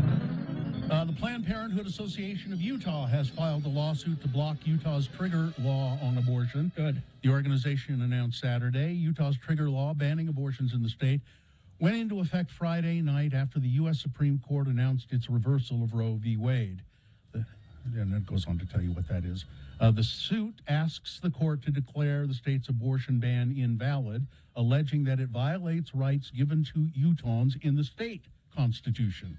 The suit, filed for Planned Parenthood of Utah by attorneys at Planned Parenthood Federation of America, the Salt Lake City law firm Zimmerman Boer, and the American Civil Liberties Union of Utah, all also requests that the court grant a temporary restraining order prohibiting state employees from administering and enforcing the ban with respect to any abortions provided during the injunctions. In one terrible moment, Roe v. Wade was overturned, and Utahns' power to control their own bodies, lives, and personal medical decision was threatened, said Carrie Galloway, president and CEO of Planned Parenthood. There was some thought that Native American reservations, which are sovereign nations, could offer abortion services on native land within states that may soon outlaw abortion. Would they do that? The speculation began last month after a leaked draft of the U.S. Supreme Court opinion suggested that the court was about to do what they in fact did. Advocates say that they hadn't heard of any tribe or indigenous organization advocating for opening clinics on tribal land to offer abortion services. Planned Parenthood, the nation's leading provider of abortions, told a local station that it is not exploring this option and that such decisions should be left to indigenous people. I don't know if you saw this, a newly elected Republican congresswoman has accused House Speaker Nancy Pelosi of pushing her young daughter during a photo op at her swearing-in ceremony last week. Representative Mayra Flores of Texas made the accusation after a video posted on social media showed her posing with Nancy Pelosi and her family at the ceremony, with conservative commentators saying that the speaker elbowed Flores' daughter. No child should be pushed to the side for a photo op, period, Flores captioned a retweet of the video. Now, if you watch the video, it shows Nancy Pelosi standing next to Flores' daughter as she waves over the family past her. Come on over here. Pelosi then looks at the girl and extends her elbow at the same point that the child moves over. It's unclear whether Pelosi's arm makes contact with her or not. She moves at the same time Pelosi's elbow moves. And you're posing for a picture. You're looking at the camera. Even if she did, it was so minor.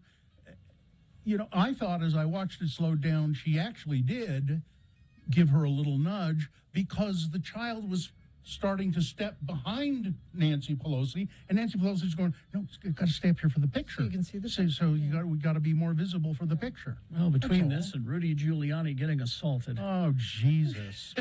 So you watch that. He's on Staten Island in a grocery store. He's out there campaigning for his son. And he says, "I was assaulted. I was hit in the back hard. I almost tumbled to the ground. Fortunately, I'm in good shape for a 78-year-old man, and I didn't." So you watch the video. There's a guy being a jerk, no doubt about it. And he clapped Rudy on the back with an open palm pretty vigorously, but not. Rudy did not move. No. He didn't move because it wasn't that forceful. It wasn't. It was more, it was not friendly. And then the guy said something derogatory. I can't remember exactly what he said. Hey there, you old piece of... Yeah, something like that. It just gave him a boom on the back. We were going to fight. They took the guy into custody. Based on the words of a liar? Yeah. A known liar? Oh, man. Right, well, weather, traffic. It's a summer day today. Sunny, 95. Tomorrow will be even warmer. Could get up to close to 100. Next chance of showers looks like it's Tuesday night into Wednesday. Only a 20% chance, though. That's your weather. And traffic's been great this morning so far. Let me refresh this, see if anything's happened in the last few minutes. Construction has northbound Redwood Road down to one left lane at 7800 South and West Jordan. Traffic is backed up to 84 South. Use an alternate route through there. Crash I-15 southbound approaching Center Street in Provo. Vehicles are on the left shoulder, but not causing too much trouble there. And if you're seeing trouble, you can text us 33986. All right. Boner It's boner candidate. I'm all screwed up here. It's the boner candidate is you trust women to do what? It's you know what the candidate is. 877-602-9696. Call and vote for it if you have a mind. All right. You have only 3.5 minutes to do that. 877-602-9696 if you want to speak directly to Katie in the producer's booth. She'll take your vote live. You can put the candidate number. Is it just one? Yeah, just number one.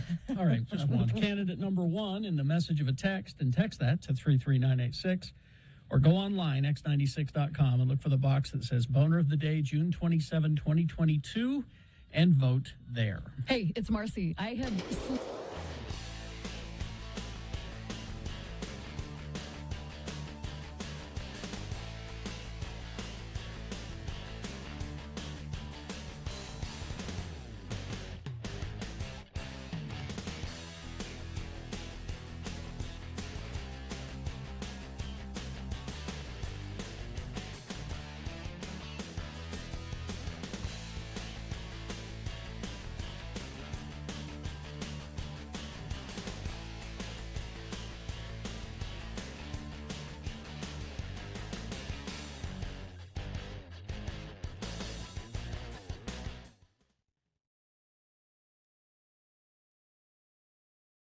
How do you feel about hot water bottles?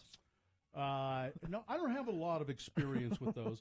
Although it seems to my grandmother always had one hanging on the back of the bathroom door with a hose on it. That wasn't a hot Oh, it wasn't? It wasn't? Well, what was it? Oh. Was Really? it red rubber Yeah, that wasn't a hot with water. a hose Really? on it? No. Wait a minute, she just left that out? What was that for? You really don't know? I just want you to tell me.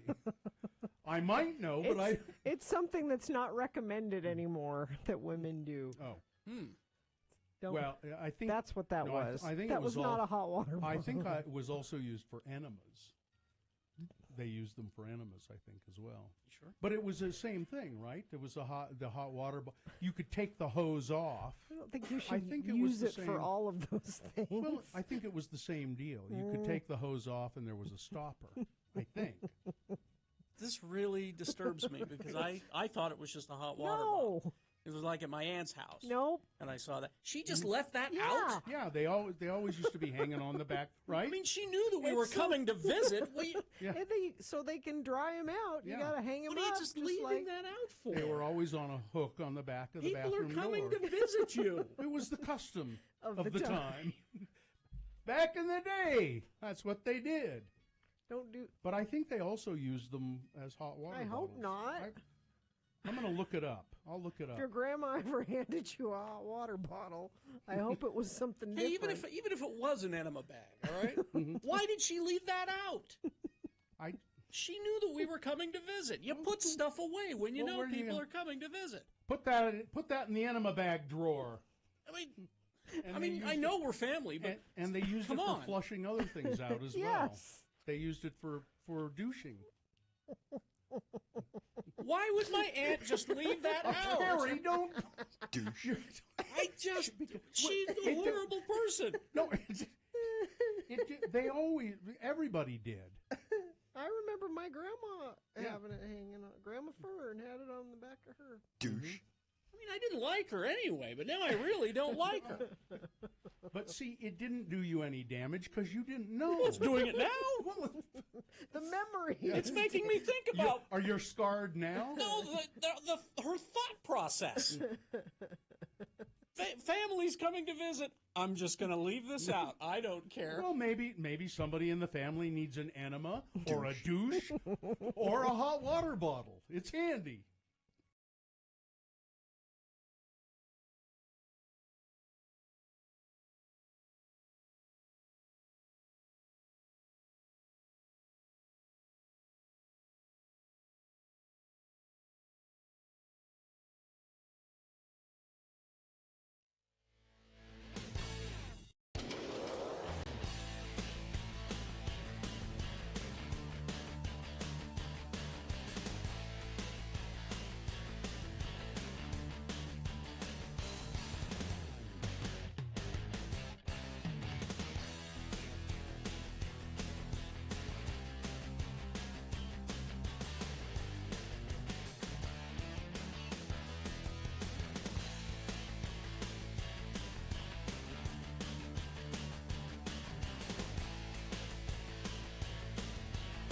Right, time to award Boner of the Day. And the winner is the only candidate that was nominated. Well, what's it brought to you in part by? Oh, it's brought to you in part by udon pork cabbage noodles thing. And the Liberty Farmers Market is open Thursdays from 4 till dusk at Liberty Park, featuring locally sourced produce, meat, eggs, baked goods, packaged foods, uniquely specialty items. Learn more at slcfarmersmarket.org. You know, there's a picture. The winner, of course, is Carrie Ann Lazenby, who said she trusts Utah women to control their intake of semen as abortion trigger law goes into effect. And there's a picture, a whole bunch of people standing around. Senate President Stuart Adams, Dan McKay, who sponsored the trigger law. We're all taking a victory lap there. And in the back, looking like a gargoyle, Gail Rosica. And, you know, they're all, and not one of them, I saw the video too, not one of them, you know, covered their eyes and or slapped their forehead or anything when she said that. Not one of them went, oh, God, please. No, they're okay with it. No, they're all uniform. That's why they win. You women, you're slutty. If you let someone do that to you, you have 100% control of that. There you go. So, on to a different topic. How many votes do we have? I don't know. I'm curious. I don't know. The phone wasn't Or did you very even active. keep track? People just didn't vote, I think. Yeah, the phone wasn't very active. I just know, wanted a confirmation. On Friday, I was at the Loveland Living Planet Aquarium, and I got to meet Ranger Kate. You remember Ranger Kate? Yes, she checks in every now and then. She called and told us she's a nerd, national park nerd. Park nerd. And she lives, I guess, close to the aquarium. Heard I was there and came by. There's a picture of her at x96.com/live, and I also tweeted that at RFH Bill. Look at that. She's a really sweet woman, and she's holding up her vest. She said, that's not all of the badges I've gotten from the national parks. I've got even more. And then she went, oh, and in the pocket, and she had patches. And she's just. I mean, she should do this as a job. She should be a park ranger. Yeah. She should.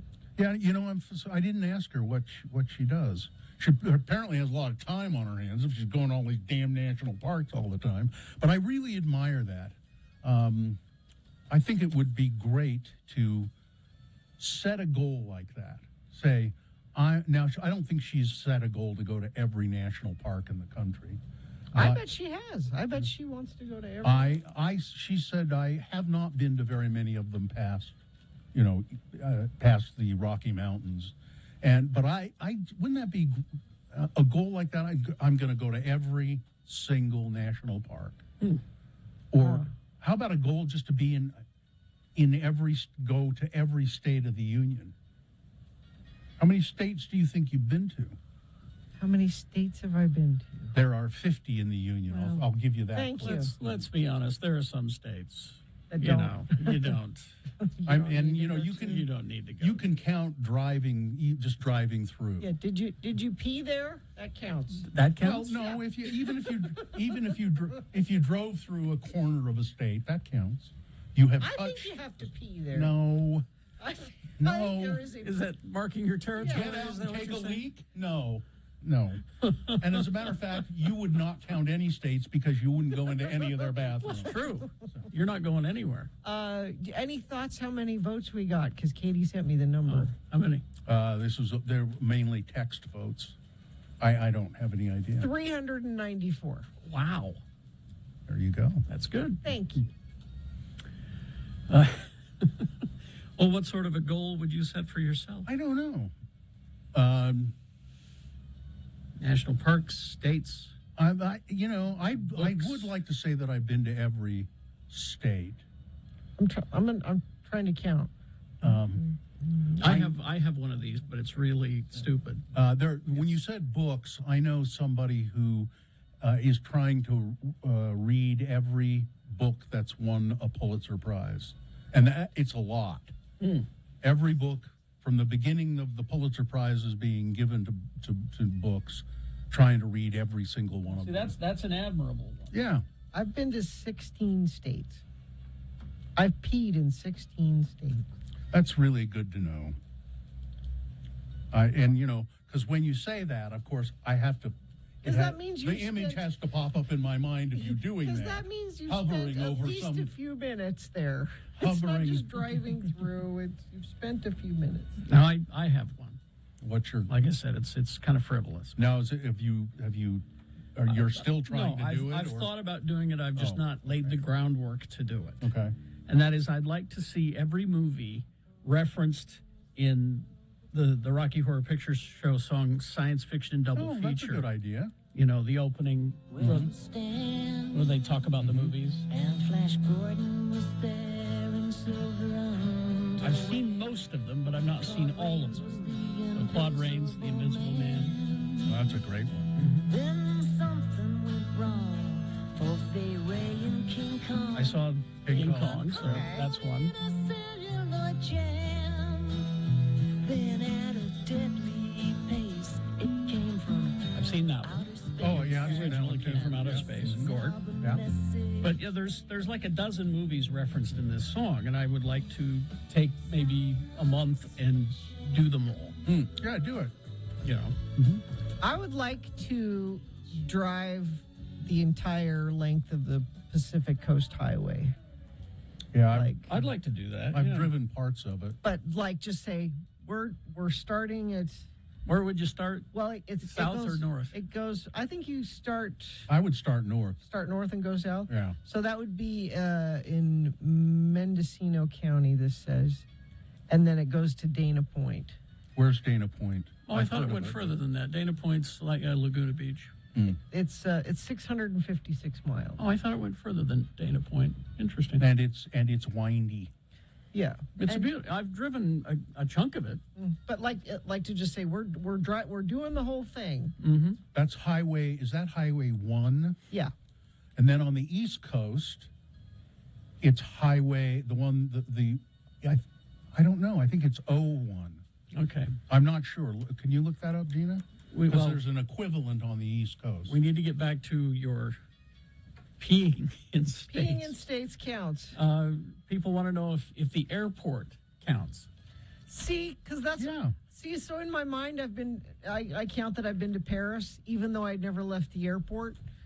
Does that see? I don't count that as I've been to Paris. Well, yeah. I mean, you kind of. No, you haven't. Because the airport is way outside of That's true. I've been to France. I've been to. Yeah, the Charles de Gaulle that's way outside. I don't count airports No, because I don't think they're considered like international. Yeah, I don't count the airport. You know.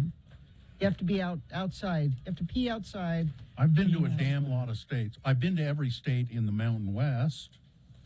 I've been to many states in the East. I've been to New York and Delaware, and I've spent good amounts of time in those I've been places. waiting this whole time, Carrie, for you to play. I've been everywhere. No, I'm not. No. Thanks, Terry. Thank you. Thank you. Route 66. That's where you get your kicks. Some people have done that. Yeah. I spent 3 days in Winslow, Arizona. Okay. Construction has northbound Redwood Road down to one left lane at 78 South and West Jordan. Traffic is backed up to 84 South. Use an alternate through there. South on I-15, there's a crash milepost 265 at Center Street in Provo. It's off to the left shoulder. And UTA would like you to know there's a delay of 10 to 15 minutes on the Blue Line southbound from City Center to Murray due to a non-mechanical related issue. Take an unforgettable cross-country adventure into the hidden wonders of the natural world, into America's Wild 3D. Visit some of the most beautiful untamed landscapes of America, now playing at Clark Planetarium's IMAX Theater. The East Coast equivalent of the Pacific Coast Highway is just U.S. Highway number 1. Okay. Or Route 1. We will take a break right now. Bill Frost will be here after these messages to tell us what's on TV this week. Stand by for that. KXRK Provo.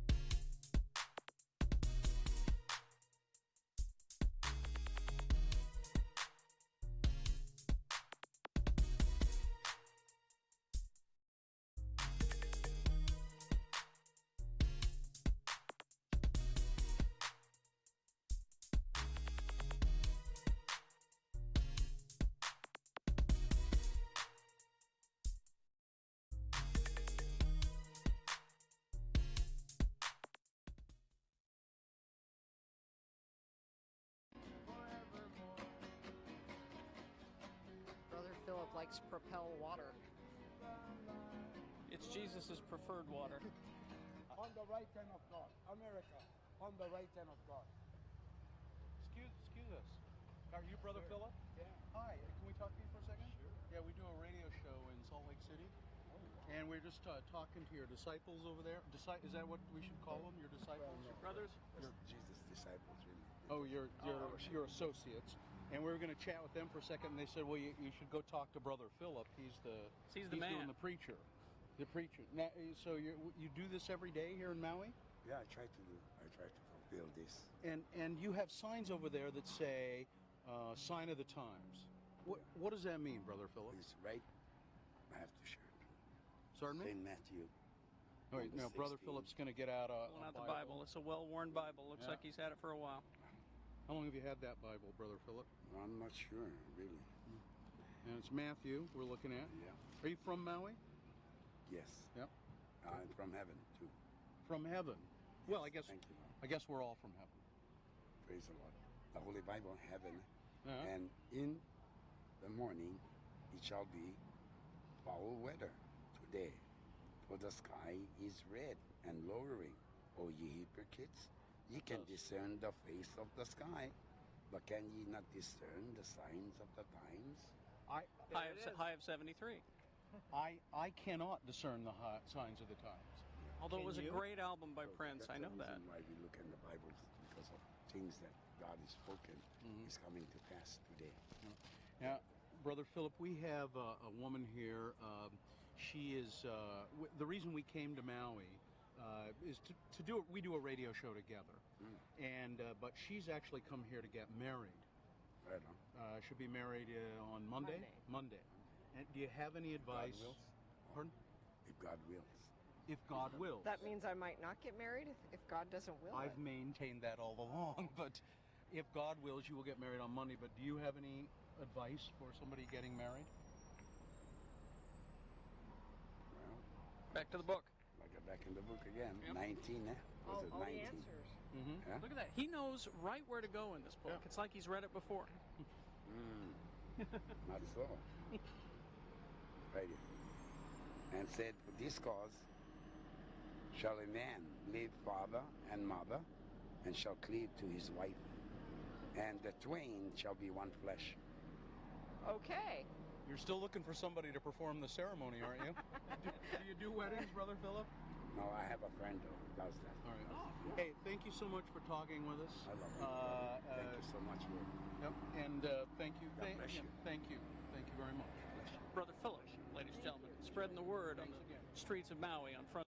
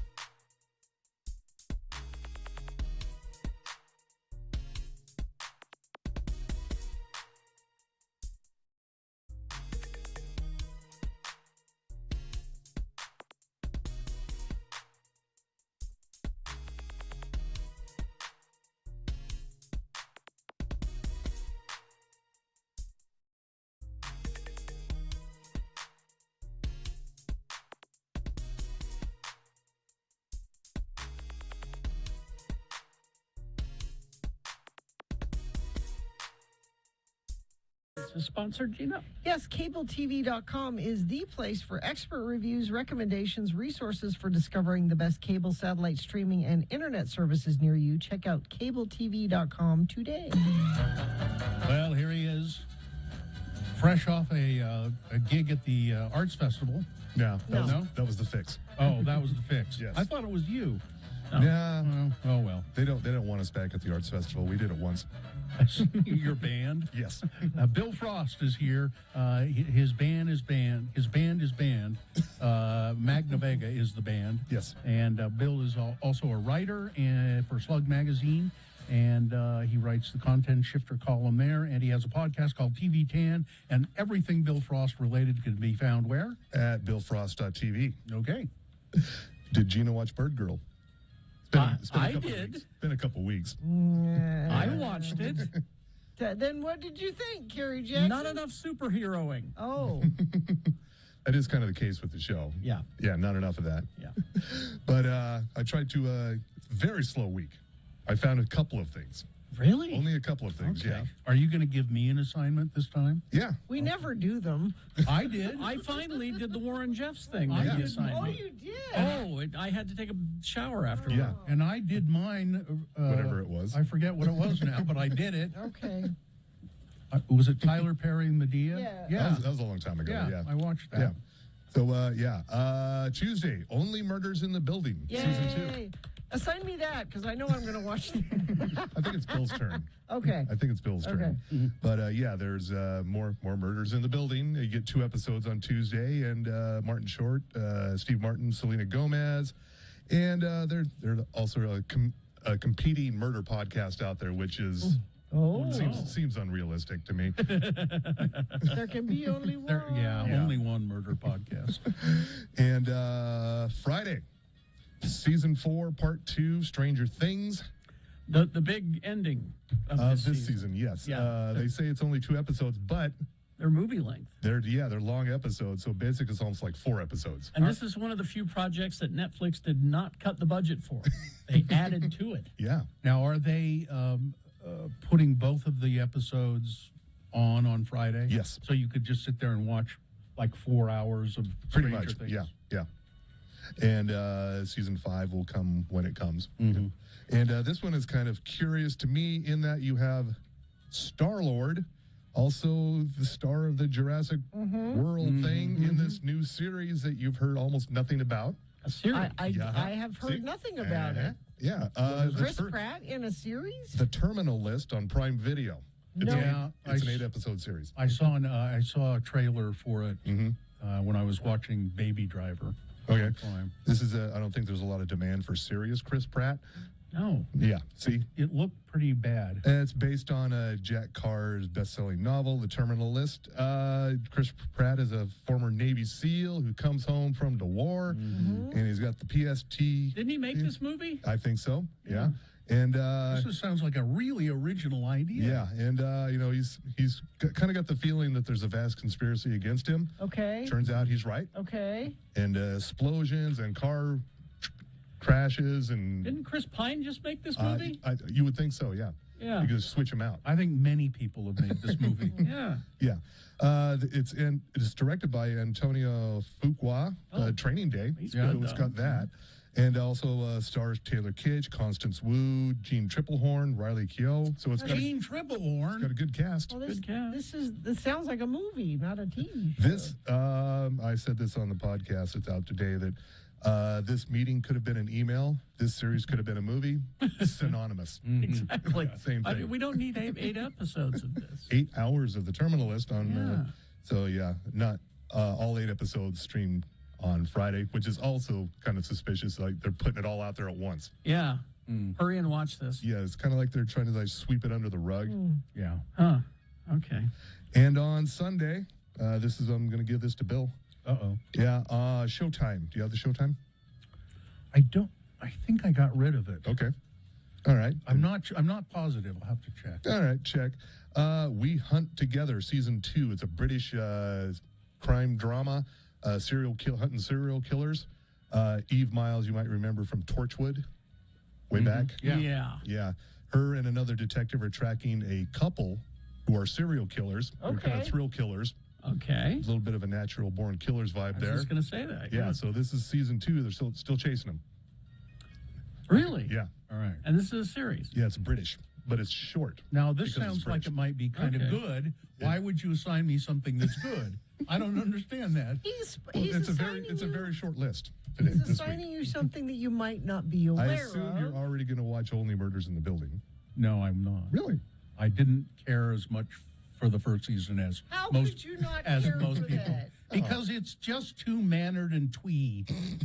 Mannered and twee. It's just twee. It's They're my favorite indie This pop from, band, by the this way. from a guy who's in a literature group.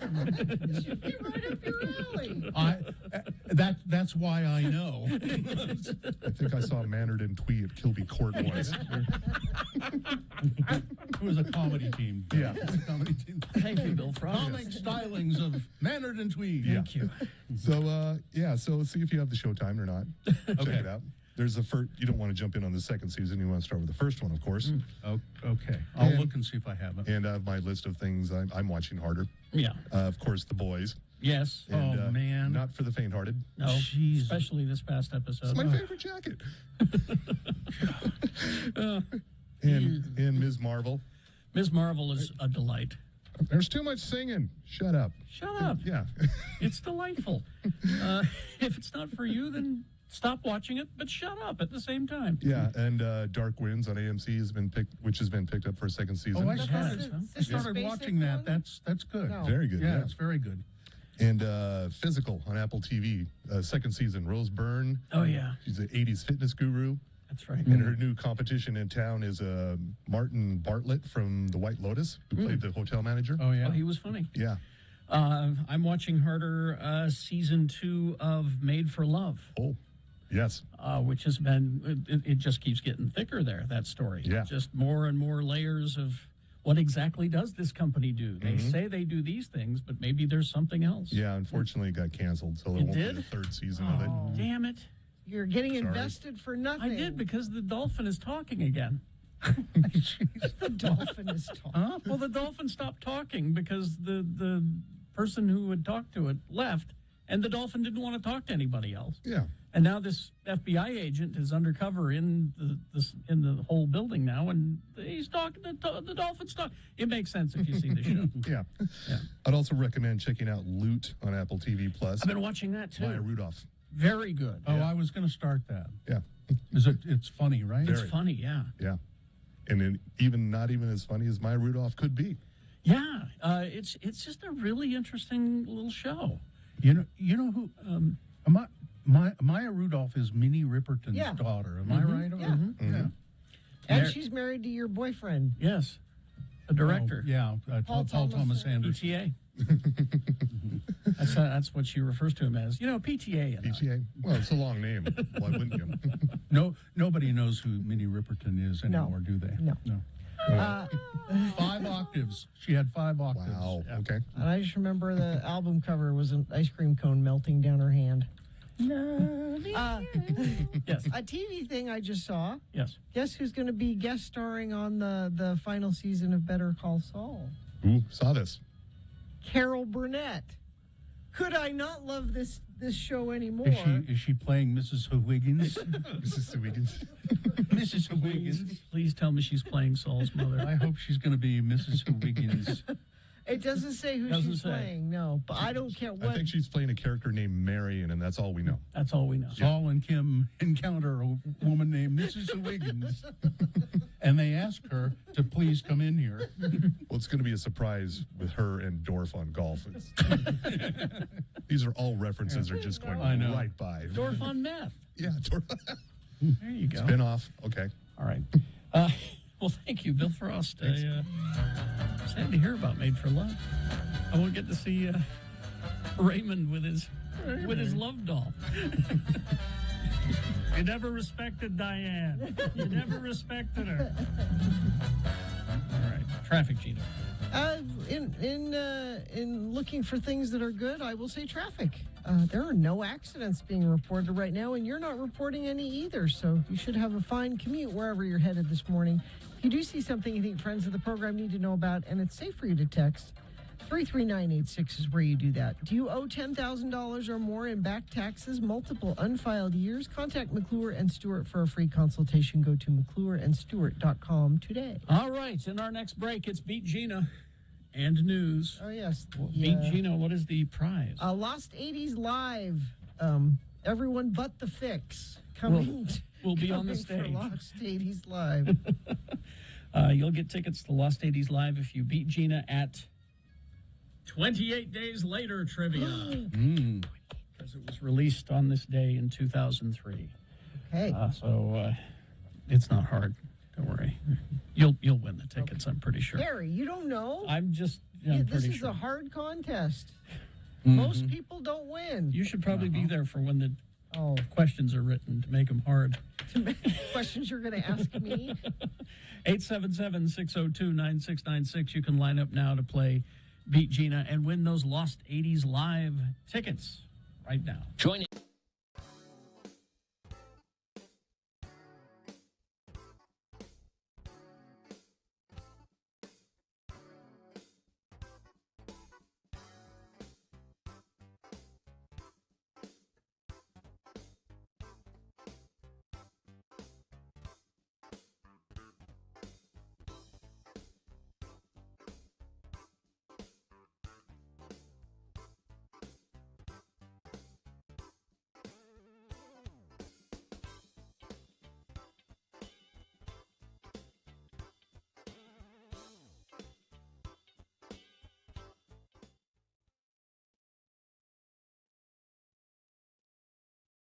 Now, I have a little bit of advice for people for St. Patrick's Day. Okay. I saw this online today, and it says these are clever things that you can do. I bet they're not for your St. Patrick's Day shenanigans.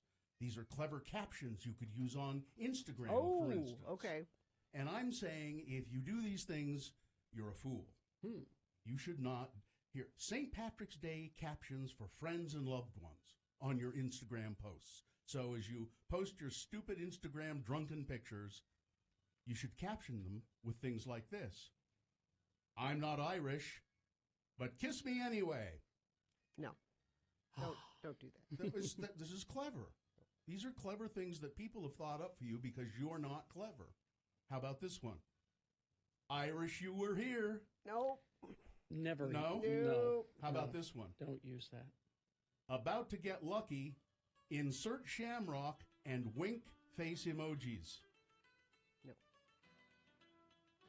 Lucky me, I have you. No? I mean, that's just nice. I Irish don't mind whiskey that one. makes me frisky. I do like Irish whiskey. Oh, yeah. How about funny St. Patrick's Day captions for eating, drinking, and being Irish? The leprechaun made me do it. Take a picture. It'll last longer. Picture like as in picture of beer. No, boo. That is bad. The patty don't start till I walk in. That was kind of funny. It is. It made me laugh. The patty don't start till I walk in. It's a Kesher reference. The patty don't start. I know. No. Okay. Ready to get shamrocked? No. No. How about, okay, cute St. Patrick's Day captions for babies and kids. Oh, okay. Okay, here we go. I'm telling you, don't use any of these. Little Miss Lucky Charm. So if you put a picture of your kid This there. is like Instagram stuff. Wee bit of trouble. My little good luck charm. Okay, Irish blessings and proverbs to use for St. Patrick's Day. Let's try these. Maybe these. Wind at your back and road racing. May your pockets be heavy and your heart be light. May good luck pursue you each morning and night. Well, that's okay. Okay. A little wordy, but yeah. How about? Now these are all terrible. Yeah. What do you do? What are you doing for St. Patrick's Day? Nothing. I'll be in Las Vegas. Oh, that's right. Oh, that's right. Oh, crap. Oh, my. Oh, Bill, that's a horrible time to be in Vegas. You just realized that? I just realized that. Oh, no. Oh, this is now, bad. wait a minute. That's almost like being in Mexico on spring break. Yeah, this is bad. Wait a minute. What? St. Pat's is Sunday.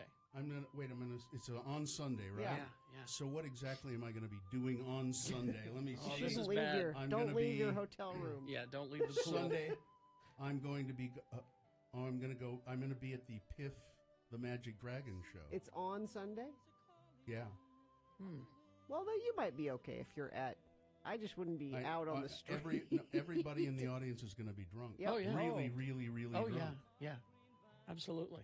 So you should be just no, well, so you fit in. No, I wouldn't. Yeah, don't go to Vegas on St. Patrick's Day, New Year's Eve, or New Year's. I know I did New Year's in Las Vegas, and oh man, what a mess! What an absolute mess. I mean, I didn't even think about that. I just. Oh wow. So. Well, maybe you should take one of those cute sayings with you and use it.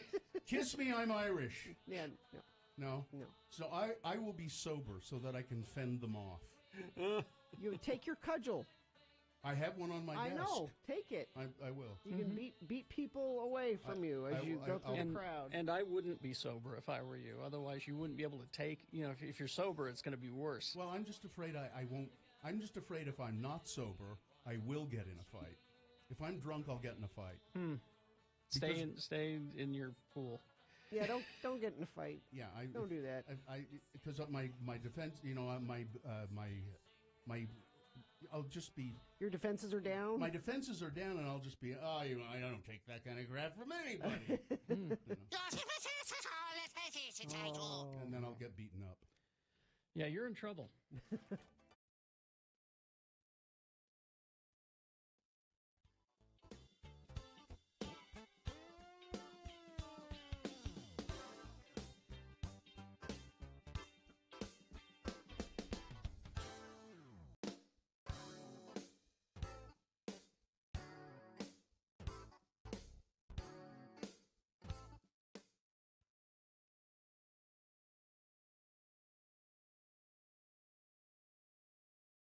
Melon. Melon. Spell it with me now. M-E-L-O-N. And now we'll use it in some dialogue featuring our good Utah friend, LeVar. LeVar has gone to the post office on an errand for his neighbor, LeGrand R. Dunn. Let's listen as LeVar steps up to the clerk's window at the post office. Again, the word is melon. Next. Next. You, there, the man with the baggy overalls and the wide tie. No, not you. You, the wide tie with the palm trees and the hula girls on it. Who, me?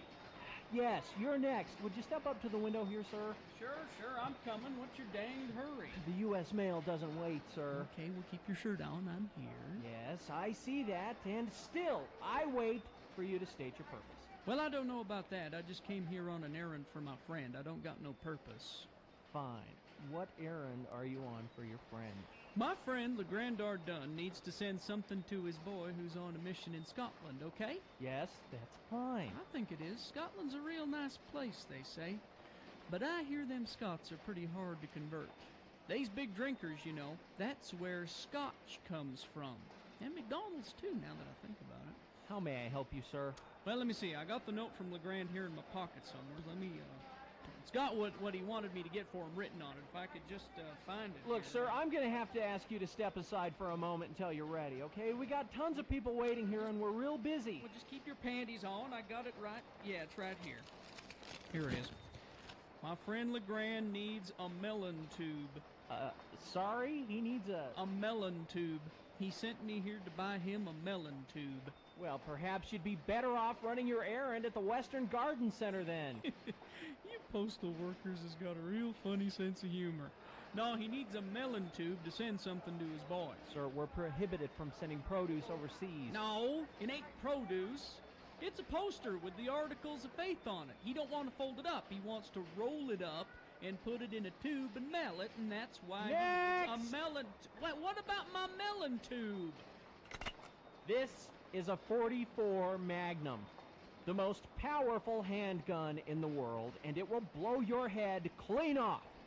Now, you've got to ask yourself one question. Do I feel lucky? Well, do ya, punk?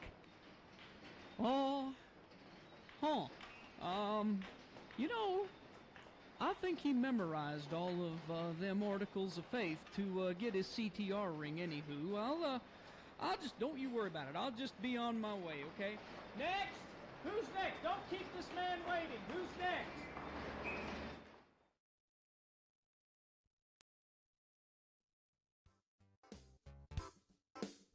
If your intake is controlled, we just want a contestant to have fun and try to win.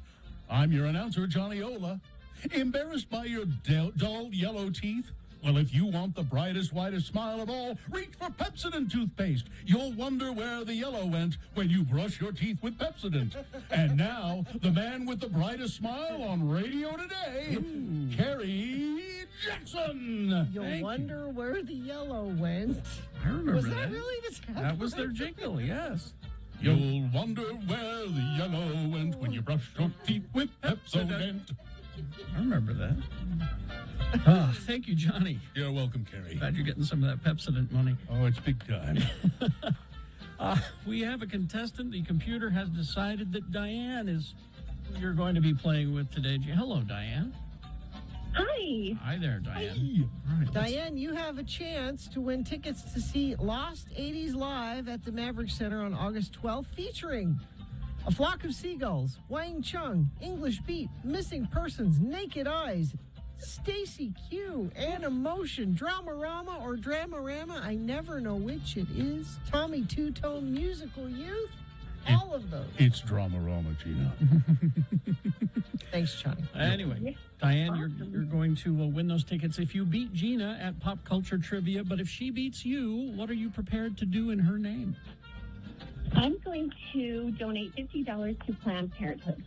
I love that. Now more than ever. Yeah. All right.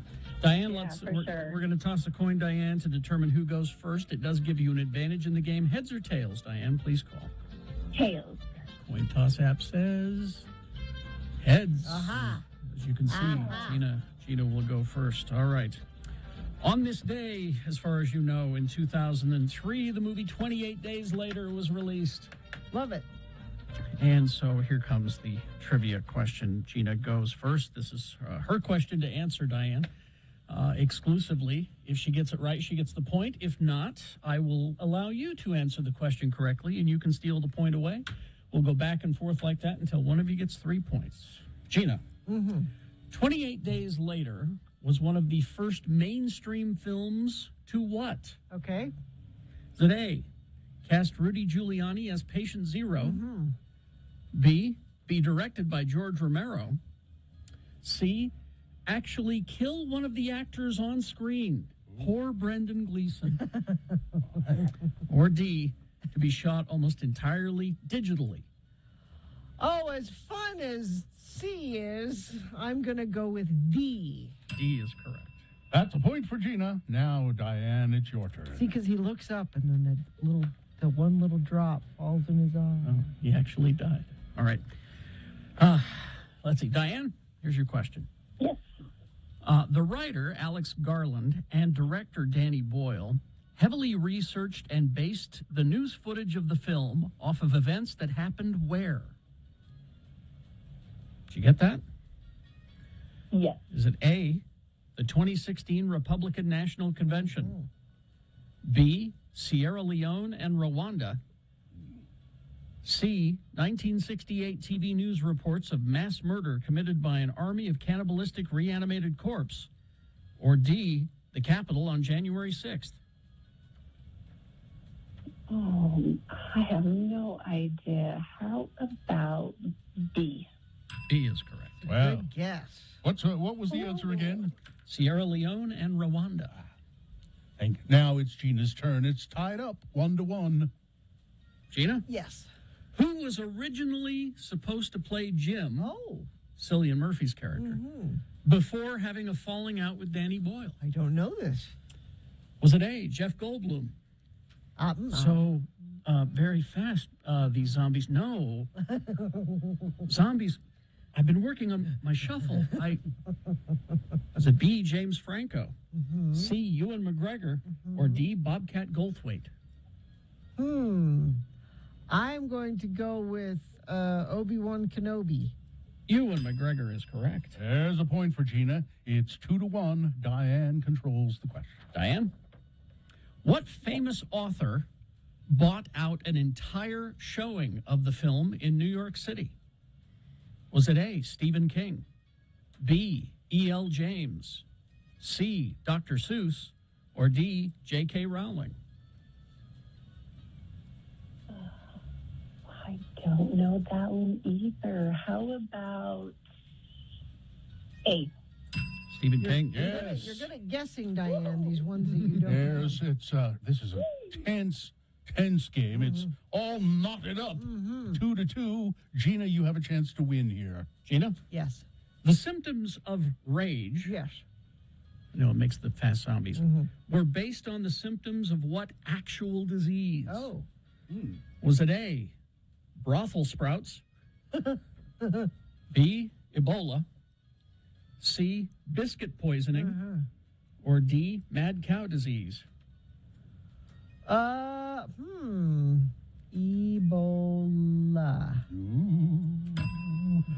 Well, you win. I'm sorry, Diane. No tickets for you. You'll have no Stacy Q. You'll have none of this. My guessing was so good. You know what? Diane, your guessing was very good. So good, in fact, Johnny, if you don't mind. What's that? I would like to reward Diane, even though she lost. Well, I'll have to wash my hands of this. I'm going to go ahead and give you those Lost 80s Live tickets, Diane, because you're a good guesser. All right, Diane? So much. You're welcome. Hang on the line, Diane, and somebody will come on and tell you how to get your prize. All right. All right. Listen, I've got to go. I've got to meet with my fellow numismatists at our monthly coin club meeting. Oh, okay. Good luck, Johnny. All right. Big boy news and Opinioendo now brought to you by Tim Daly has new arrivals daily on pre-owned selection of over 1,200 used vehicles to choose from, all makes and models. Think Forever Warranty, think Tim Daly. Paul McCartney did a duet with John Lennon during the Glastonbury Music Festival a couple of nights ago, I think it was. How'd they do that? It was pretty cool. I watched just a little bit of it. Now the sound that I had was not good because it was somebody's phone or something. But they had an image of John Lennon, and it was film. Oh, yeah. It was not a hologram? Film. No. And then Paul McCartney, and they were doing that song. I can't remember what's it called. Everybody has a good time. Everybody, the one that they sang on the roof. One of the songs they sang on the roof. Anyway, it worked really well, and Paul McCartney was, as always, great. Ben Affleck. He has a 10-year-old kid, and the 10-year-old kid jumped into the driver's seat of a very expensive Lamborghini, which is a car that costs more than my house, and the kid put it in reverse and crashed into another car. You're watching your kid, Ben. Ben and Jennifer Lopez went with Samuel Garner Affleck to 777 Exotics, an L.A. luxury car rental dealership. They were all looking at various cars when Ben let Samuel hop into the driver's seat of a yellow Lamborghini. Seems Samuel or someone else had the engine running. And the boy put it in reverse, and it seems like that's when it made contact with Now a Daddy's white going to have to BMW. buy a car. We were going to rent one. Now I have to buy one. I am just wondering who would be so careless as to just leave the car running, though. You know, it's weird. I'm gonna have to do another Batman movie now. Thanks, kid. Filipina beauty queen Fuchsia Ann Ravina has been named winner of the Miss International Queen 2022, a contest described by organizers as the world's largest beauty pageant for transgender women. Oh. The 27-year-old woman entrepreneur who hails from Cebu province in the Philippines won the crown during a televised finale in the Thai city of Pattaya on Saturday. Launched back in 2004, Miss International Queen is open to transgender women who were assigned male at birth. So is it just transgender Yeah. women, or they're just Yeah. Oh. Yeah. Usually held annually, the event was canceled in 2021 because of COVID. This year's event was timed to coincide with Pride Month and was themed Pride Together. She's a lovely person. Fuchsia Ann Ravina. They all are. Everybody Yep. in that photo. They're all pretty damn hot, aren't they? Yeah. Let's see. Pfizer and BioNTech. Let me get to the story here. Two Pfizer and BioNTech COVID-19 vaccine boosters updated apparently target the Omicron variant, and they show a substantially higher immune response than the current COVID-19 vaccine. Gimme, The I want company it. said Saturday. The companies tested a vaccine that targets Omicron BA.1 subvariant and a bivalent booster, which targets two strains. That includes the current Pfizer-BioNTech COVID-19 vaccine and a vaccine candidate that targets Omicron. The study looked at two different dose levels, 30 micrograms, 60 micrograms, in more than 1,200 adults age 56 and older. The current primary and booster dosage for this age group is 30 micrograms. The study showed across both dose levels, though, a fourth booster with this Omicron-modified variant. It resulted in a substantially higher immune response. Gimme. So let's see. I've had 4 shots. I'll be getting another one in October. Well, it's a drought. We all know that. Yes. As federal officials and the 7 states in the Colorado River Basin are negotiating the largest cuts to water use in the region's history, a coalition of recreational users on Lake Powell are calling on water managers to partially refill the nation's second largest reservoir. With what? In 2019, the 4.3 million recreational users who visit Lake Powell generated $420 million in economic activity, according to the Blue Ribbon Coalition, which announced a campaign to fill Lake Powell earlier this month. The reservoir dropped by 100 feet between its high in 2019 and its low this year, and only 2 of the 11 boat ramps on the lake are currently open, though it still boasts well over 1,000 miles of shoreline. Well, with what they're saying, make sure that the Colorado, we get enough water from the Colorado so that we can float around in our houseboats. Yeah, well, that water needs to, feed plants. I heard that Lake Mead, which is, I think, the largest reservoir, the one just below Lake Powell, is at like 1/3 capacity or something like that. Just terrible. This is maddening. The limestone quarry proposed for Parley's Canyon, it's back. I thought that was decided.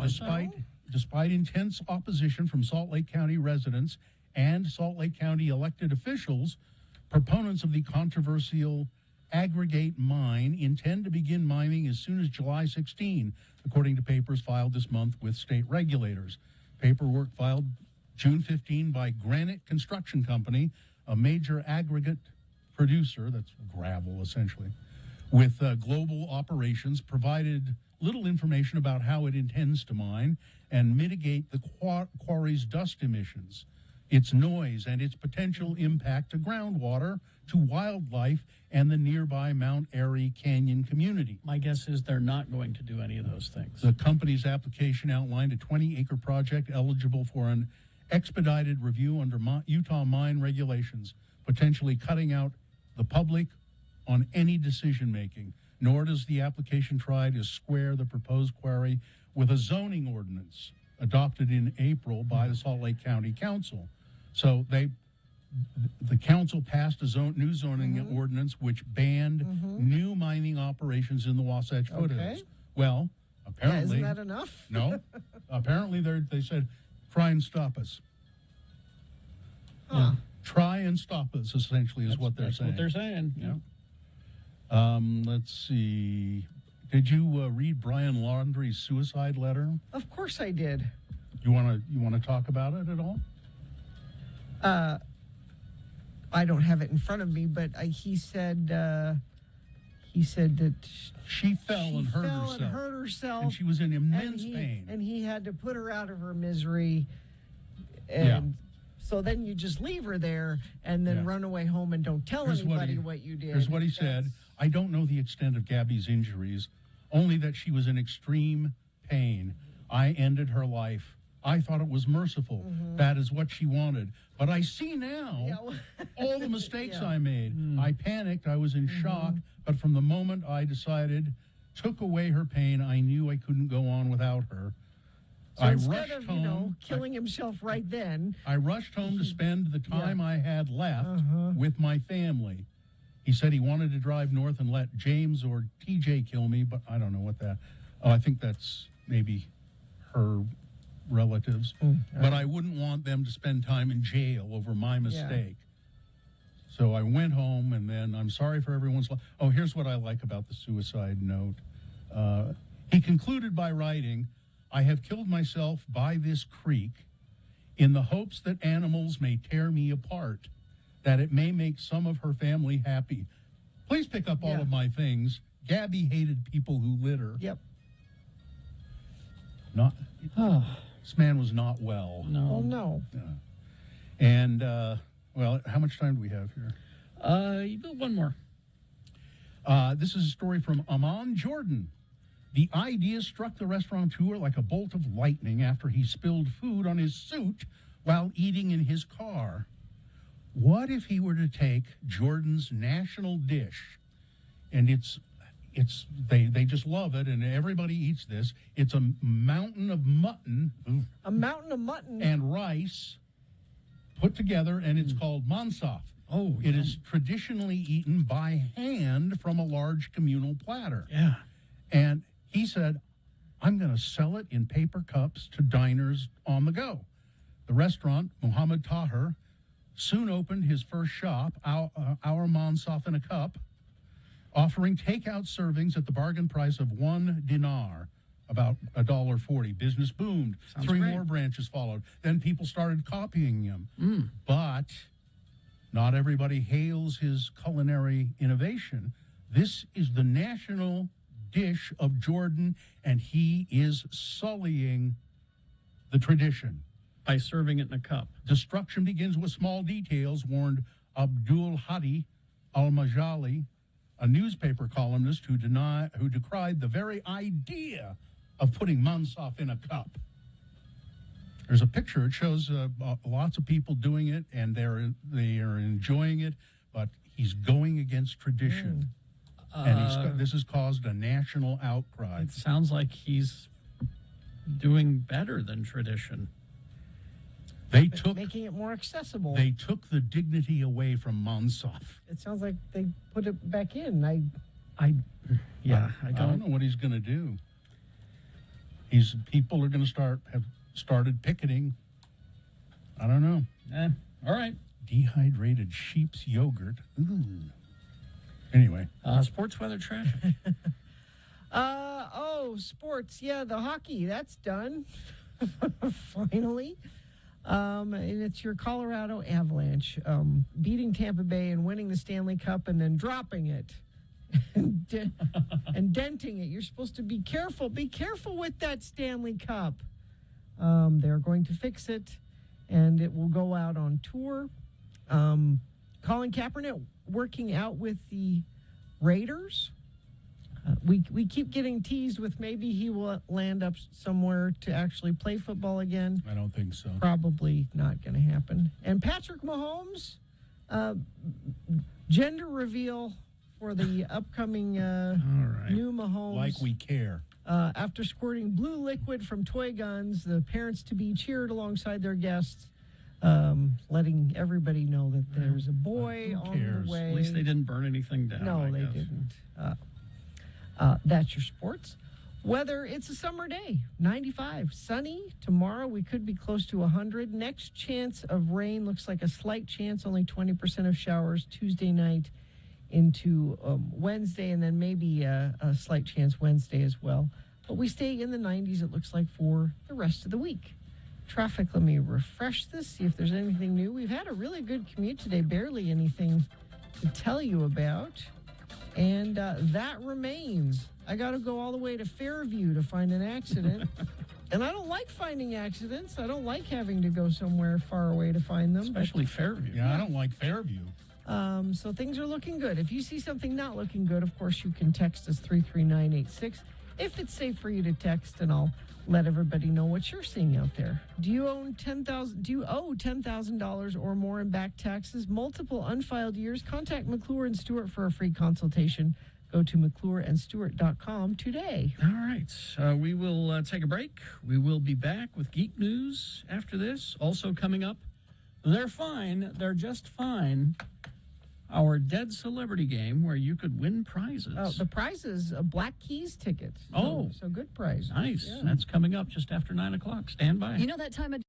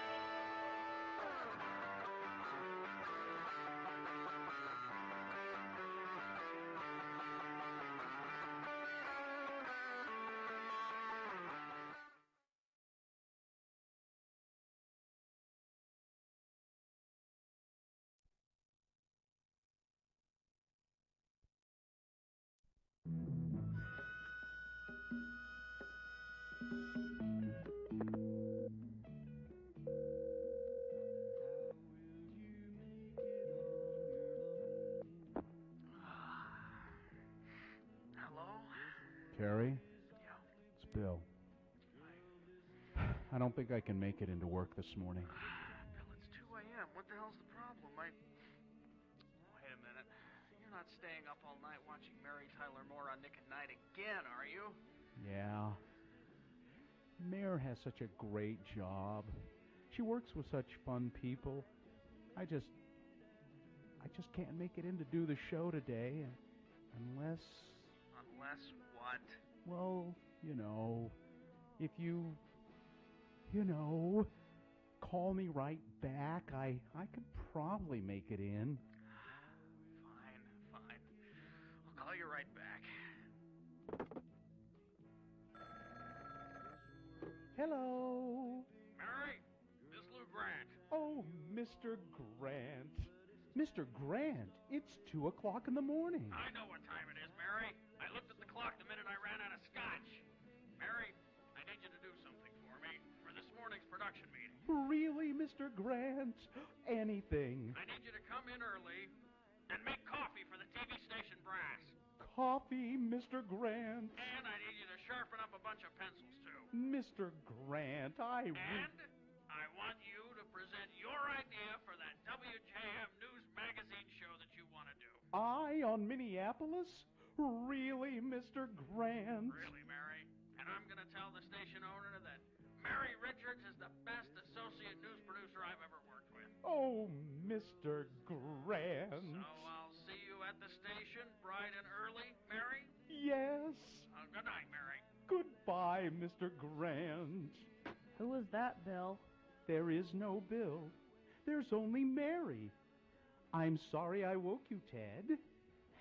Oh, God. That's all right, Mary.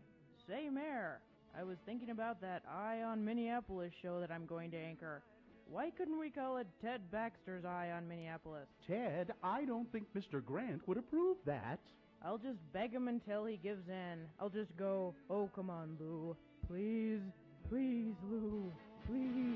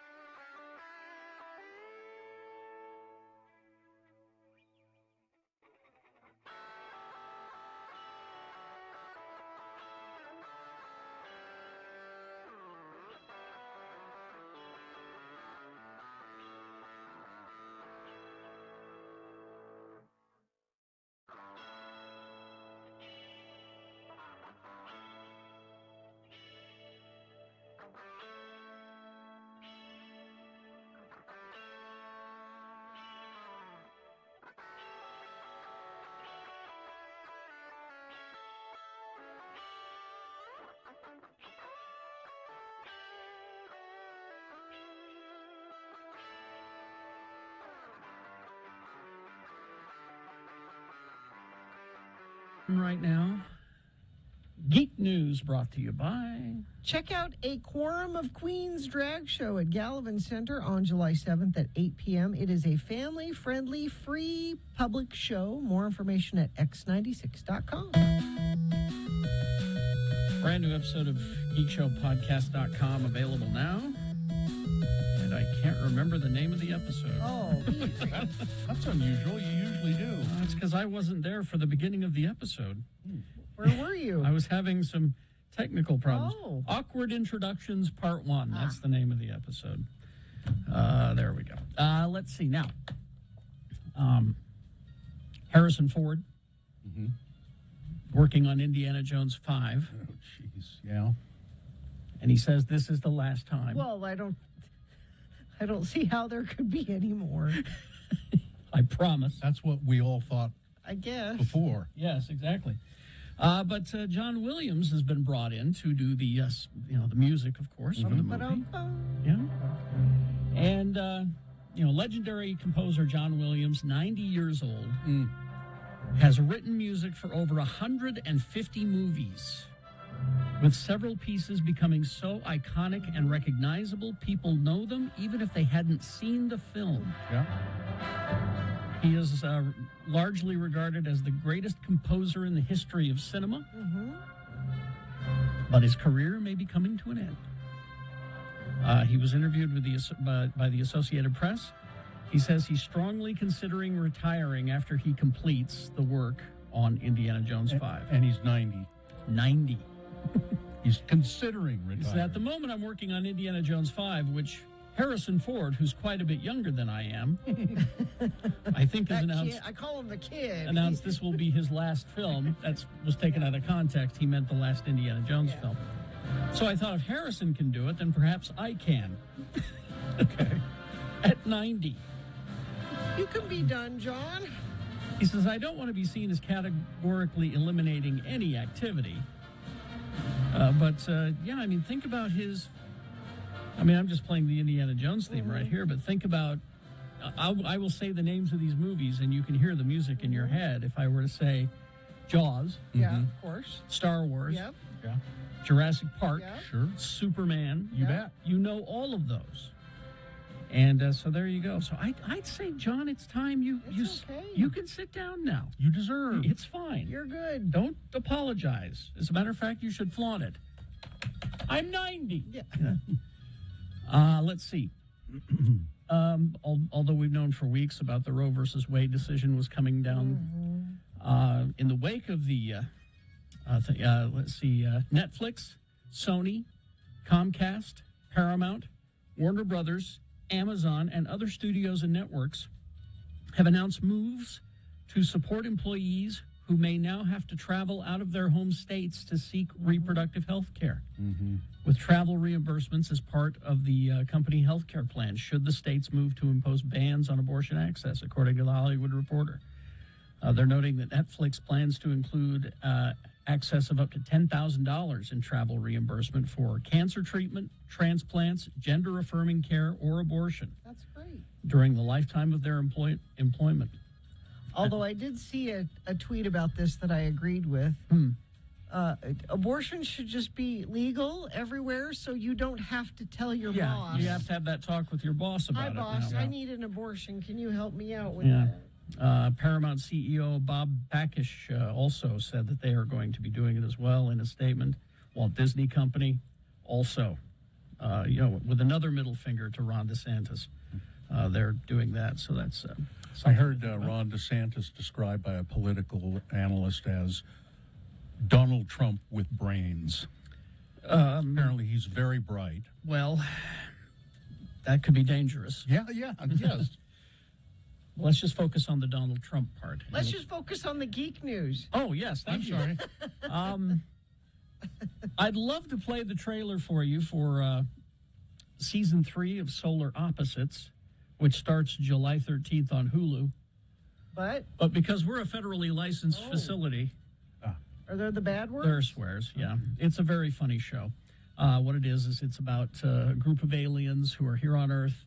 The humans don't seem to realize that they're aliens for some reason. Okay. It's never explained, even though it's clear that they're aliens to us. But they've also been shrinking people and building kind of a city in the wall of their house. Well, in season 3, the people in the wall are going to get out. Okay. They will escape. So that'll be season 3. Spy Kids, very beloved by a certain age group. They love the Spy Kids movies, and Robert Rodriguez, who is the original creator, has decided, well, it's time to reboot that. And he's cast the parents. Okay, because that was Antonio Banderas and your girlfriend. And my girlfriend, Carla Gugino, has recast it now with Zachary Levi and Gina Rodriguez. That works. They are the Spy Kids' parents now. For those who do not know, they're like the world's greatest spies, and they have kids. And then they get kidnapped, and the kids have to learn how to spy and to save them. Save the parents. So they're going to do a reboot, and it's Robert Rodriguez and his kid Racer Max. Racer. Yeah, they will be collaborating together to make the new Spy Kids film. Marvel Comics, Marvel Studios specifically, is headed back to San Diego Comic-Con for Hall H. They haven't been there for 3 years. It's a combination of them not going and Comic-Con not happening. That's why it hasn't been there for 3 years. Now, 3 years ago when they were there, they announced the Blade movie with Mahershala Ali. And this will be after Thor Love and Thunder. So who knows what they're going to announce in Hall H. I do have some news regarding Thor Love and Thunder, Gina, that you might be interested in. I am listening. According to Chris Hemsworth, he's excited to, because every Marvel superhero movie, there is a scene where the leading man has his shirt off. Every one. Yeah. Never fails. Even the second Doctor Strange movie. Even the Hulk takes his shirt off. Even he. Well, Hemsworth and Taiki Waititi decided they would kick that up a notch. Okay. The first time I played Thor, I took my shirt off, and I thought, a decade from now, it's all going to come off. All meaning the top and the bottom? Nude scene. Really? Hemsworth. Yeah. Really? I think they show his butt. His bum. His butt. Ah, well. You're going to see his butt. Okay. Previously, he has done nude scenes in the biopic Rush, the racing movie. He said he wasn't uncomfortable showing his, as he put it, very big pair of cheeks. They're muscular. But Taika Waititi said Chris works so hard, and you've got to show it off. The clothes just don't do it justice. Yeah, don't cover it up with all these suits and the cape and Get a load of them glutes. It's just not right, he says. So it was. If Hemsworth wanted to say, he made me do it, yeah, he can say that. Yeah. July 8th for Chris Hemsworth Butt in theaters near you. That's all the movie is about now. All it is. There's a vehicle on fire northbound US 40 about 2 miles before I-80 in Summit County. Both lanes of traffic are stopped as crews are trying to put that fire out. And let me see if there's anything else, because not a lot of you are up doing that commute right now. And that looks like that's it. So if you see something, you can text us 33986. Just make sure it's safe for you to text. Do you or someone you love struggle with addiction? Help is out there. Renaissance Ranch is one of Utah's best addiction treatment centers. Schedule a free consultation at renaissanceranch.com. All right, so we need you to call now if you'd like to line up to play our Dead Celebrity game. Frank Christ presents They're Fine, They're Just Fine. You could win, what were it was good tickets, Black Keys? Yeah, Black Keys coming to USANA Amphitheater on July 11th with special guests Band of Horses. 877-602-9696 is the number to call if you'd like to play Frank Christ presents They're Fine, They're Just Fine. If you know your dead celebrities, you will win. Stockton 12 Honda. Stockton 12 Honda in the Southtown Auto Mall in Sandy. They are a pillar of the community. Stockton 12 Honda delivers great customer service every time you stop by. I've bought a couple of cars there. I've purchased cars from them. I use their service department. It's never been anything less than stellar service from Stockton 12 Honda. They have a big inventory, lots of Hondas to choose from, and lots of pre-owned or used cars on the lot. Really nice ones, too. There's a reason Stockton 12 Honda has been around so long. It's because the car-buying public just trusts them to deliver. So Stockton 12 Honda customers don't have to go anywhere else. It's a one-stop shop. Check them out. I think you'll be pleasantly surprised. You'll be gratified by your shopping experience at Stockton 12 Honda. So they're in the Southtown Auto Mall in Sandy on Auto Mall Drive, Stockton 12 Honda.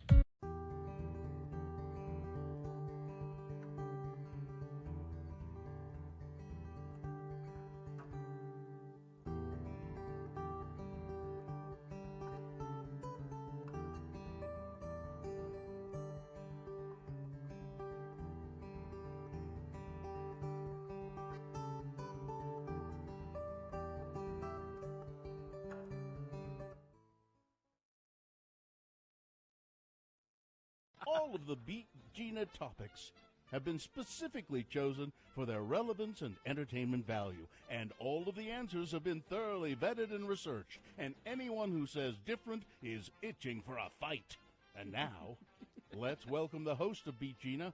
He's the sharp-witted and fashion-forward man of the hour, the one and only, because they broke the mold when they made him, Kerry Jackson.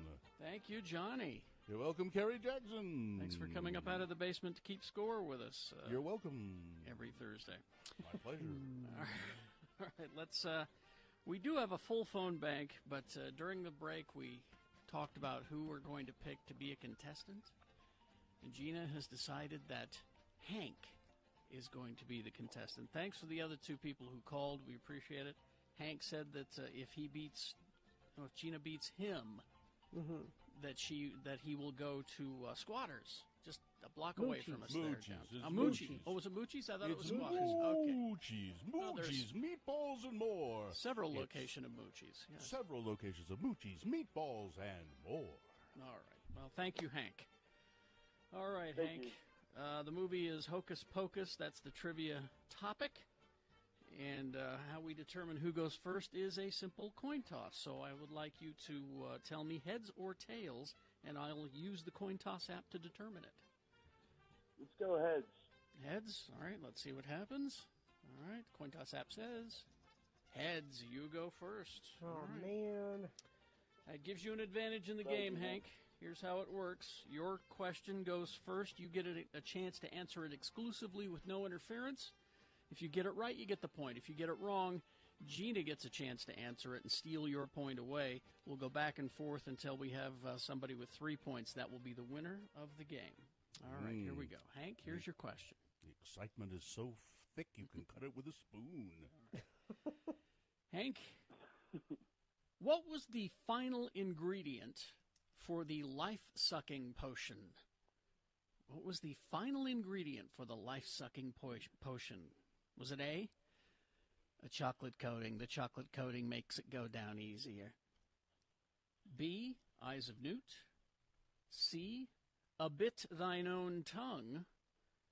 Or the final ingredient for the life-sucking potion, D, open the schools. Masks or muzzles. Do your research, sheeple. Let's go B. B, eyes of newt. Incorrect, Gina. C. C, a bit thine own tongue. There you go. Well, the score is 1-0 for Gina, and Gina controls the question. A chance to sort of really command the game with this one. All right, let's pick a good one here for Gina. All right, here we go. What do the sisters use to fly after their brooms are stolen? What do the sisters use to fly after their brooms are stolen? Was it A, a single-engine Piper Cub powered by a tremendous sense of self-satisfaction? B, a broom, a mop, and a vacuum? C, a Swiffer sweeper, a Swiffer wet jet, and a Swiffer duster? Product placement is key. Or D, took a cab? That'd be B. Oh, a broom, a mop, and a vacuum. Very good. All right, it's 2-0 for Gina. Hank now controls the question. Hank has a chance to get back into the game with this one. All right, Hank, let's go here. What was the name of the high school that Max and Allison attends? What was the name of the high school? Was it A, Rydell High School, B, Halloween Town High, C, East High, or D, Jacob Bailey High School? Oh, man. Let's go B. B, Halloween Town High? Yeah. That is incorrect, Gina. Well, it's not Rydell, of course. That's the Grease High School. Everybody knows that. Is it D? D, Jacob Bailey High School is correct, and by golly. Well, it was a sweep. I'm sorry, Hank. Sorry, Hank. You screwed the pooch, as they say. Yeah, my bad. 0 points. You guys are the best. Oh, Hank, you're going to go to Moochie's, right, and get some lunch? Get some yes. meatballs or more? Get the Philly cheesesteak egg rolls, I'm telling you. Delicious. I'll try if those. you're going to do that, Hank, why don't we... But now I'll try them. Why don't we give you a tote bag so you have something to carry all your meatballs in? How about that? Well, no, he's going to... Thank you, Gina. Gina, he's going to go before he'll ever be able to get the tote bag, I hope. Well, there will be meatballs in the future that need to be toted. It's Thank you, guys. It's often cloudy with a chance of meatballs. All right, I'm gone. Goodbye, Hank. Nice hearing your voice, Hank. Thank you, Hank. Hang on the line, Hank, and I'm going to go away now. We'll get you on hold, and you can. We'll get your information for the tote bag.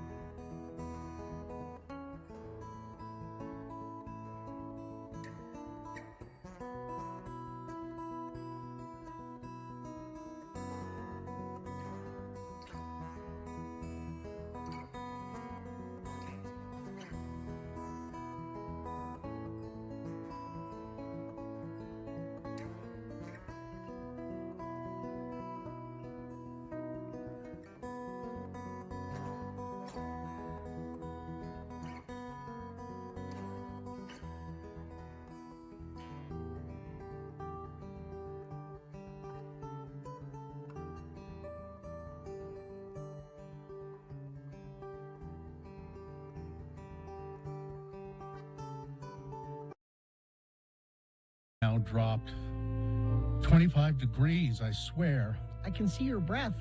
I keep thinking I should remember to zip up my jacket before Frank gets here. But here he is, our Grim Reaper. I can't control that. I know you can't, Frank. It just I know. happens. It's all part of the curve. I know you're not doing this on purpose, but that doesn't make it any less unpleasant. Frank is here, as he is most weekdays, to play a game we call Frank Chris Presents. They're fine. They're just fine. Yes, we have a list of celebrities here, and 3 of them are what, Frank? 3 of them are fine. Oh, yeah, fine. They're just fine. But one of them has gone to the great beyond with Frank on the back of his electric scooter. It's better for the environment. Do they just wrap their arms around your waist? Usually, yeah. Honestly, I've tried to get a larger cycle, but the Home Office won't approve. Like with a sidecar or a Harley. I wanted a sidecar. No, an electric Harley, because I am concerned about the environment. They do have them. They have an electric car. But no, they kept saying I have to use this one. And so that means that the poor person just has to hang on. Yeah. It's not even a Vespa. It's some off-brand. It's called a Respa.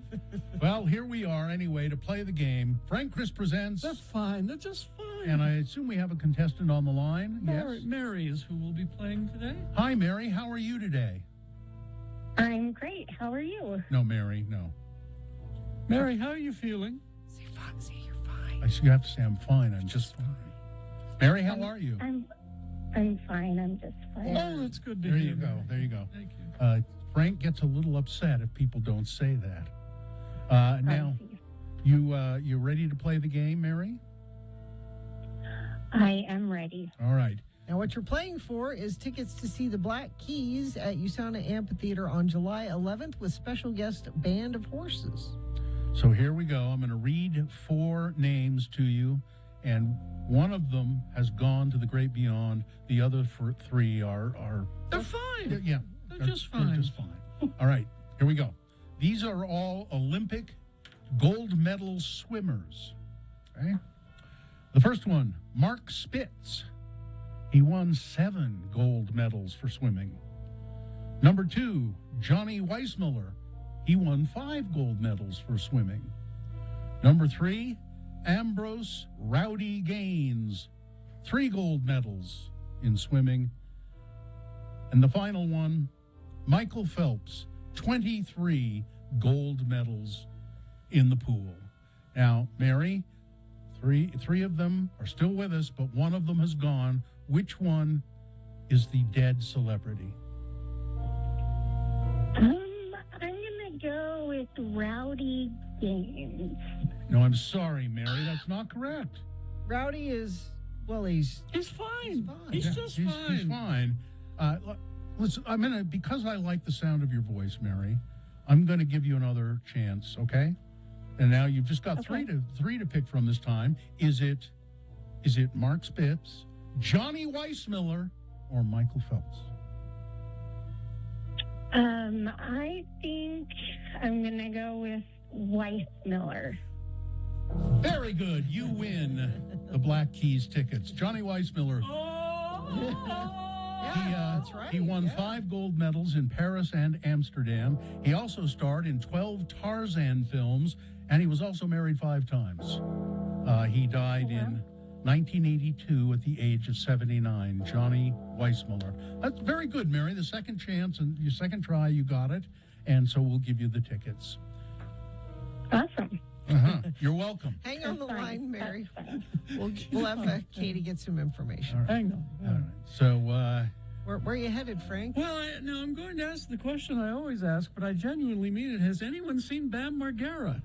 He's missing. He's gone missing. Yeah. Again. Escaped from rehab. This is the second time he's gone missing and no one knows where he is. I'll bet if anybody can find him, Frank, you can. Well, he is on the list. Vera Wang. Who? Vera Wang. She's a fashion designer. 73. All right. I think Lori Morgan is fine. She's 63. She's a country. J.J. Abrams is 56 today. Oh, he's got a long way. young. Oh, he's fine. He's just fine. Well, Frank, it's always nice to see you, and no, it's thank not. you. I'm lying. Layers. It's not nice to see. All I'm saying is layers. next Okay, time. I'll Maybe, more than one shirt, and Layers. I'll get the Bannon look. And Get that Steve Bannon thing going. He's on the list. I need to go looking for him. All right, Frank. Goodbye, everybody. Goodbye. Goodbye. And there he goes. There he goes.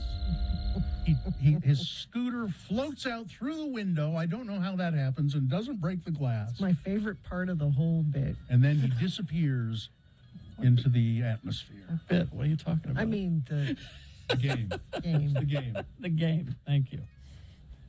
His appearance. Yeah. Gina sometimes doesn't know how to know how to Is play this the along, show? does she? Are we- She doesn't know how to play along. We're in the show. Be a pal and play along, buddy. Okay, we will take a break. We will be back right after this. Short breaks, like 3 minutes is all. And we have Big Boy News and Opinioendo. So since the break is so short, that means full strength Big Boy News and Opinioendo coming up. Stand by for that. Wendy's for breakfast and late at nights. If you have not downloaded the Wendy's app, do so now. Not just because that's the place where you'll get this deal I'm about to tell you about, but because it's so damned convenient. You just pull right up and they got your food ready for you on the Wendy's app. Download it.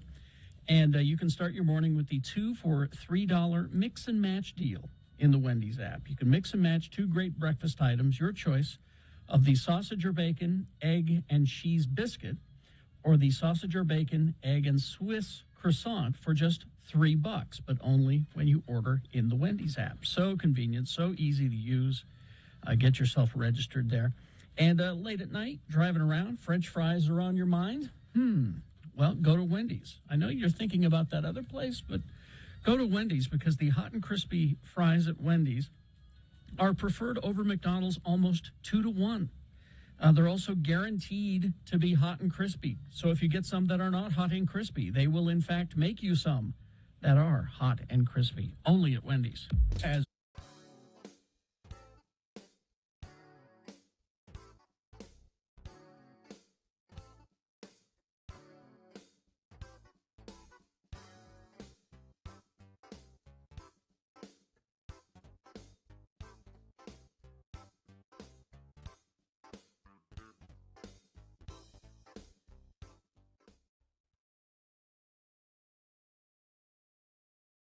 Radio from Hell with Carrie, Bill, and Gina.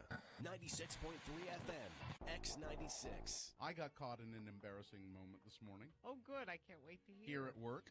Already, I've been at work about an hour now, and already caught in an embarrassing moment. Are you saving it? No, I'll tell you right now. I came in the back door, as I always do. I kind of hope Chris is listening. I don't know Chris's last name. Mancow. Yeah, Chris Yeah, Mancow. sure. Yeah. So Chris is a board operator here in the building, and he tends to another radio station. He's a very nice guy, very quiet guy, very shy, I believe. Mm-hmm. Probably if he's hearing this, is embarrassed to hell that I'm even mentioning him on the radio. He's a very shy guy. So I come in the building this morning, and I'm walking down the long corridor there, and there down at the end of the corridor is a copy machine. And on the copy machine is sitting a big, it's like a briefcase, suitcase kind of thing. Okay. It looks like a toolbox, but not metal. It's a cord, Okay. fabric kind of stuff. What do they call that? Cordova. No, anyway. So it's a big case with buckles on it and everything. And it's sitting there it's just out of place. It's odd. I've never seen it sitting there before. It's sitting, what is that? I think to myself. So then How I think, curious were you? I open it up and start rifling through it. Look at this. Look at this. And I mean, there was nothing particularly strange Wait a minute, in there. you saw someone's luggage lying around and you just opened it? Well, yeah. Didn't you learn anything from the announcements at the airport? or anything from the Dick Van Dyke Show. God. But I, and I thought in my mind, maybe the reason I opened it is I thought, I wonder if because it looks like one of those things that the copy guy brings with his tools in it. Okay. To repair the copier. But I start going through it, and it's obviously somebody's briefcase. It's, it's got some CDs in there, library books. There's an orange. And I went through it pretty extensive. No, I didn't. Sounds like you cataloged all of the stuff in there. This is all stuff that I could sort of see right there. And as I'm kind of going through it, Chris comes up the hall the other way and goes, hey, that's mine. And I went, oh, I'm sorry. I thought it was the copy guys. Because if it was the copy guys, that would have been okay to go. Well, it was my duty to investigate as a junior TSA trainee. TSA, which really does mean to stand around. I'm just convinced of it. No, so sorry.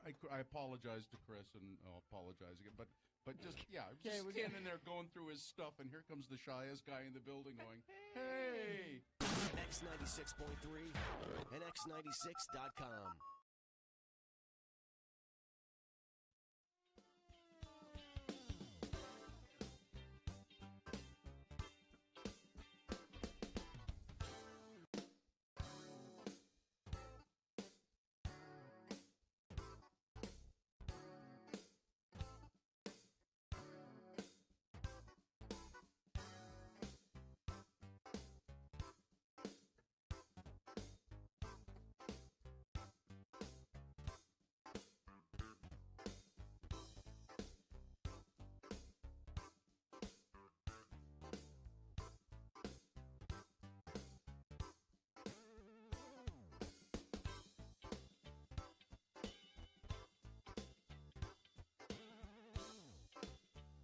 $9.19 right now. Young man has anger issues.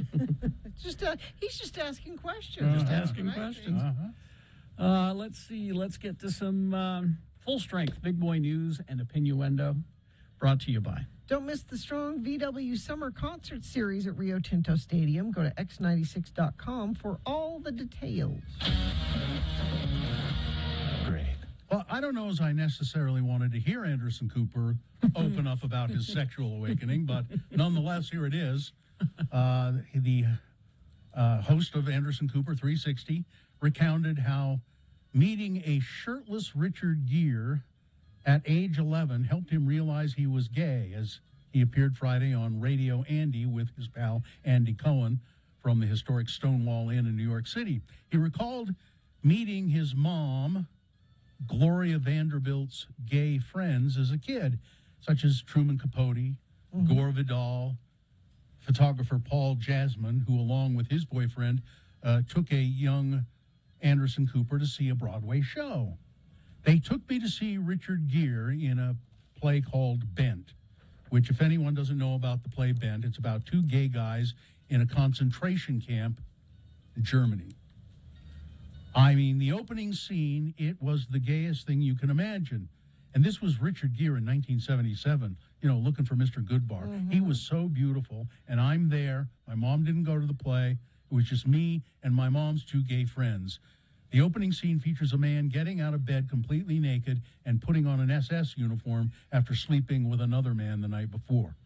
Well, I just remember being like, oh my God, I'm gay. Wait a minute. I am totally gay. And afterward, Paul Jasmine was friends with Richard Gere, and he said, because Paul Jasmine took pictures for American Gigolo. So we went backstage, and Richard Gere was shirtless in his dressing room, and I couldn't speak. I had my playbill, and I wanted to get him to autograph it, but I just couldn't stop staring at him. And so fast forward to 10 years ago. I was interviewing Richard Gere, and I took out that playbill that I still had. Of course. And I told him the whole story, and I had him sign it.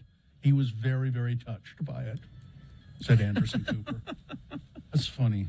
I think that would be a good expo sometime, is what celebrity made you go, oh, wait a minute, I guess I'm gay? Or what made you realize that you're not gay? Yeah. I mean, for me, it was Julie Newmar, Catwoman. Yeah, I guess. I don't remember a specific, but I know I've never... Well, I was about to say a couple of things that I shouldn't say. So I'll just leave it at that for now. I don't know. I hope we have a picture of this. It's a story about somebody named Thylane Blondeau.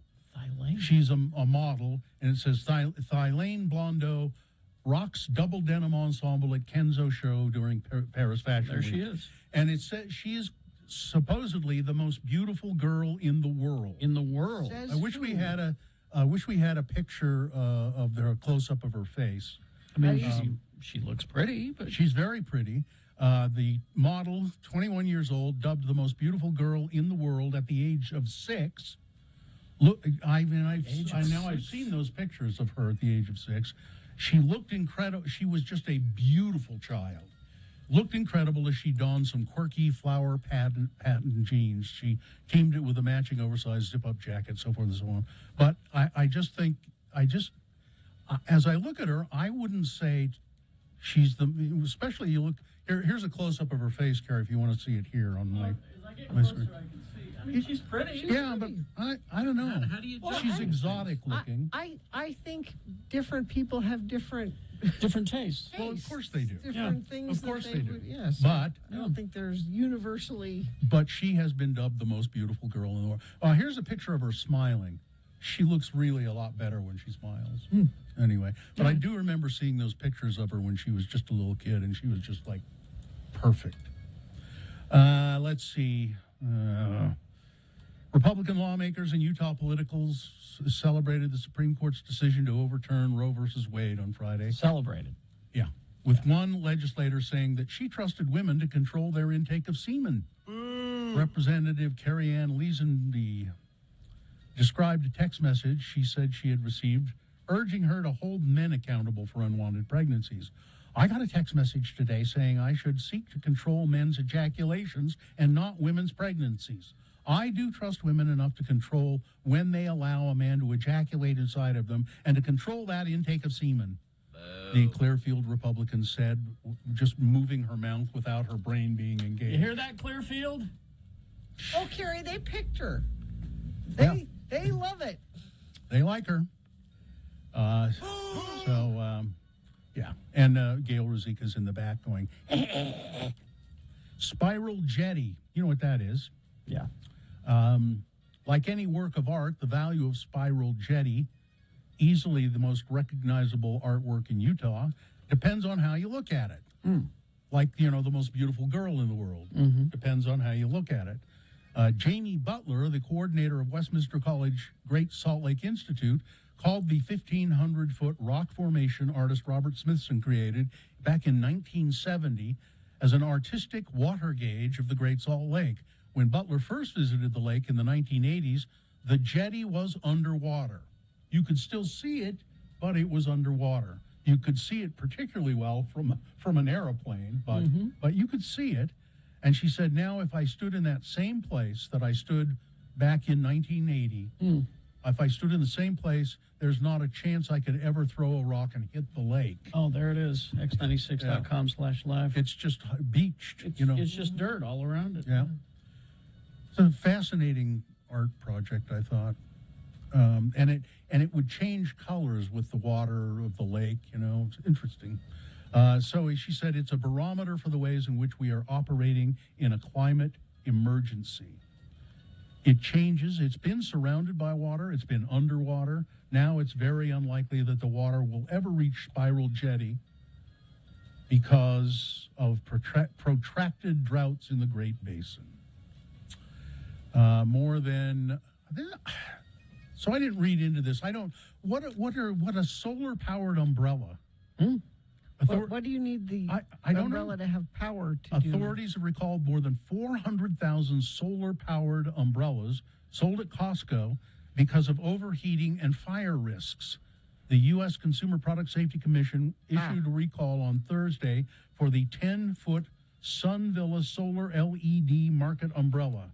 It has a charging station. Oh, I see. You can charge lithium-ion batteries in the umbrella's solar panel can overheat. Yeah, and there's charge your cell phone while you're at the beach. It also has LED lights along its arms and a backup and a black solar panel battery pack at the top with a cover that says Yeez. Customers should remove the battery, it's a battery puck, they call it, and store it away from the sun or combustible material. And then when you want to use it, put it back. Who needs a solar-powered umbrella? It looks like the leader of QAnon, Q, is back. He or she, the mysterious figure known as Q, has not posted for about a year. Q posted for the first time in over a year on Friday. The anonymous message on 8KUN, the anonymous message board where the account last appeared. Shall we play the game again? A post read in the account's typical cryptic style. The account that posted had a unique identifier used on previous Q posts, so they're pretty sure it's the same source. Great. The post surprised disinformation researchers and signaled the ominous return of a figure whose conspiracy theories about an imaginary ring of elite sex traffickers marshaled support for then-President Donald Trump. Message boards and Telegram channels devoted to QAnon lit up with the news as followers speculated about the meaning of Q's return. That's all we need, isn't it? Stirring things up. Well, I would hope that maybe... I mean, I know about half of the Q followers finally woke up and went, oh, okay, we were being played. Well, maybe they didn't admit that they were being played, but, you know, they backed fell off. away. They backed off. There's somebody running for office right now in one state that Yeah. has, Q information on his campaign literature. Mm-hmm. There's probably more than one. A team of biologists recently hauled in the heaviest Burmese python ever captured in Florida. Snakes. And it's, it's just terrible because these pythons are not native to Florida. No, but they love Florida. They do. Florida's delicious. The female python weighed in at 215 pounds. Wow. It was 18 feet long. Wow. And had 122 developing eggs. Ah. The team, they can have a lot of they babies. can have a mess, yeah. The team used radio transmitters transplanted in male scout snakes to study python movements, breeding behaviors, and habitat use, said Ian Bartzozek, wildlife biologist and environmental science project manager. How do you find the needle in the haystack? Well, you could use a magnet. In a similar way, our male scout snakes are attracted to the biggest females around, he said. Hey, big female. So they put these tracking devices on male snakes, and that's how they found this female snake. And they dispose of them. And I think like once a year there's a python roundup in because Florida. they have so many babies. Yeah. And there's no predator to.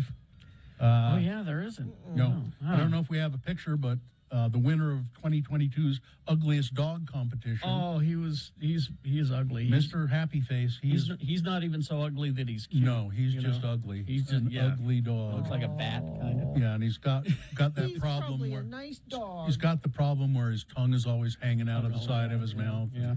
He's pretty ugly. And it says here there's a new trend on TikTok. People are slapping each other with tortillas. No, they're not. They're not? No. I've seen them doing it. No. All right. No, they're not. Weather? It's summer. Would you like summer? Why don't you have some summer today? And some drilling. Why don't you have some of that? You can't hear that, can you? They can. 95 for a high today. Tomorrow we'll be flirting with 100 and slight chance of showers Tuesday night, but only 20% or so. Thank you. Hey, when you get to work, just...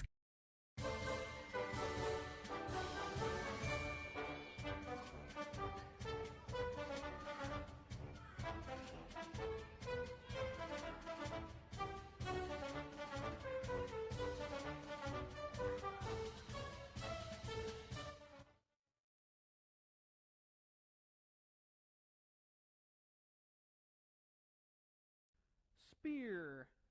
Spear. Spell it with me now. S-P-E-A-R. And now we'll use it in some dialogue.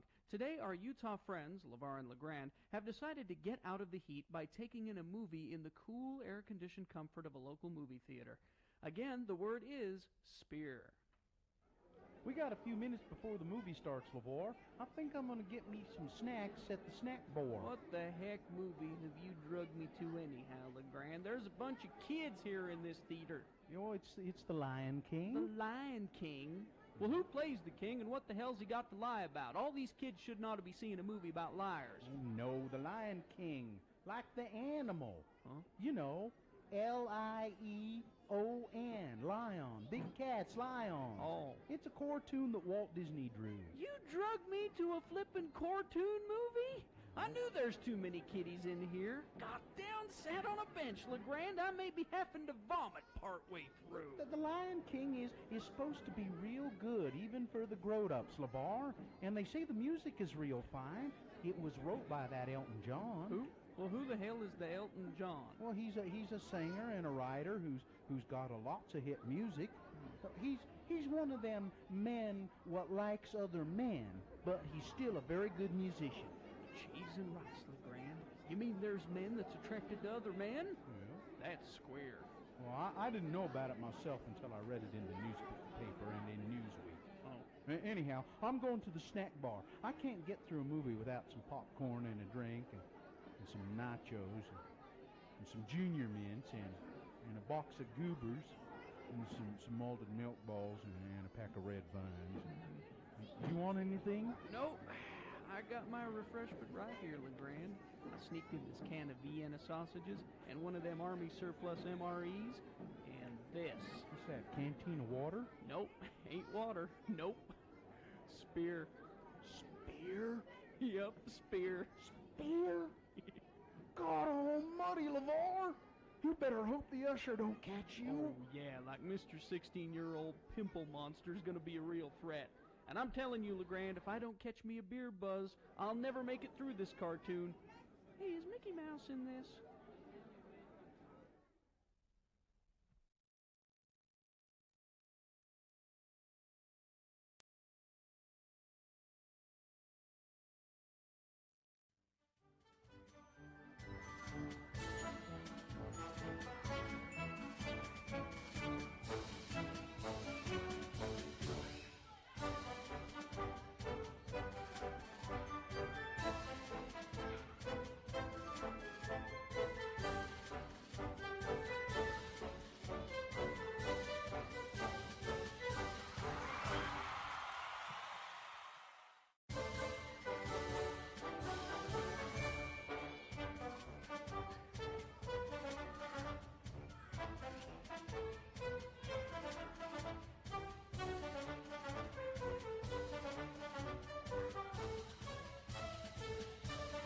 $9.35 right now. Had a friend who was afraid of mayonnaise. Afraid? Yeah. Afraid that what would happen?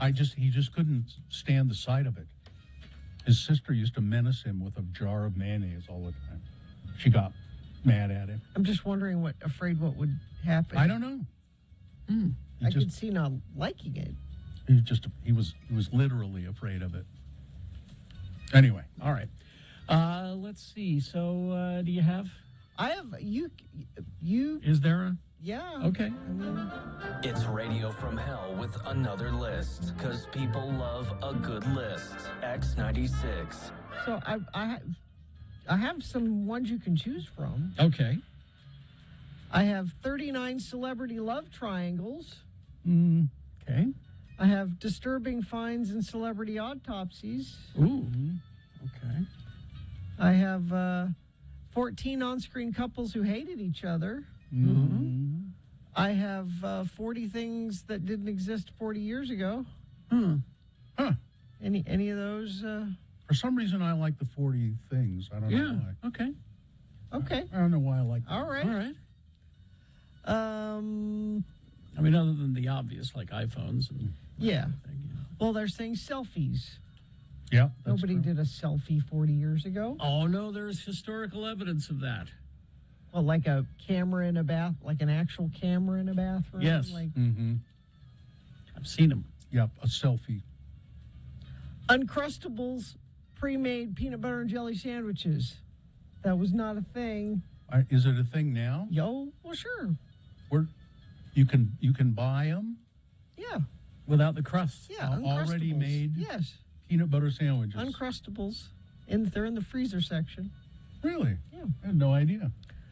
Fruit pouches. What? Well, who wants a fruit pouch? Like Go-Go Squeeze. That's all kids. I wish I'd had these when my kids were like toddlers, like the applesauce in a it's a bag. good way to get sugar into them. So it's like a big ketchup packet. Yeah, but filled with They're fruit. wonderful. If I had like a toddler right now, that's all they would eat. I taught my kids to eat fruit. Diaper genies. Yeah, those are great. Because you put it in and you twist, and then it holds the smell down. Yeah, those are great. The Disney store. You used to have to actually go. Well, it doesn't exist now. To Disneyland. They still got one over Do there. they? Yeah. You really? I think. But they exist. Look it up. No, it used to be you had to go to Disneyland to get Disney stuff. Let's see. Wikipedia. Yeah. Obviously. Well, yeah. Fitness trackers.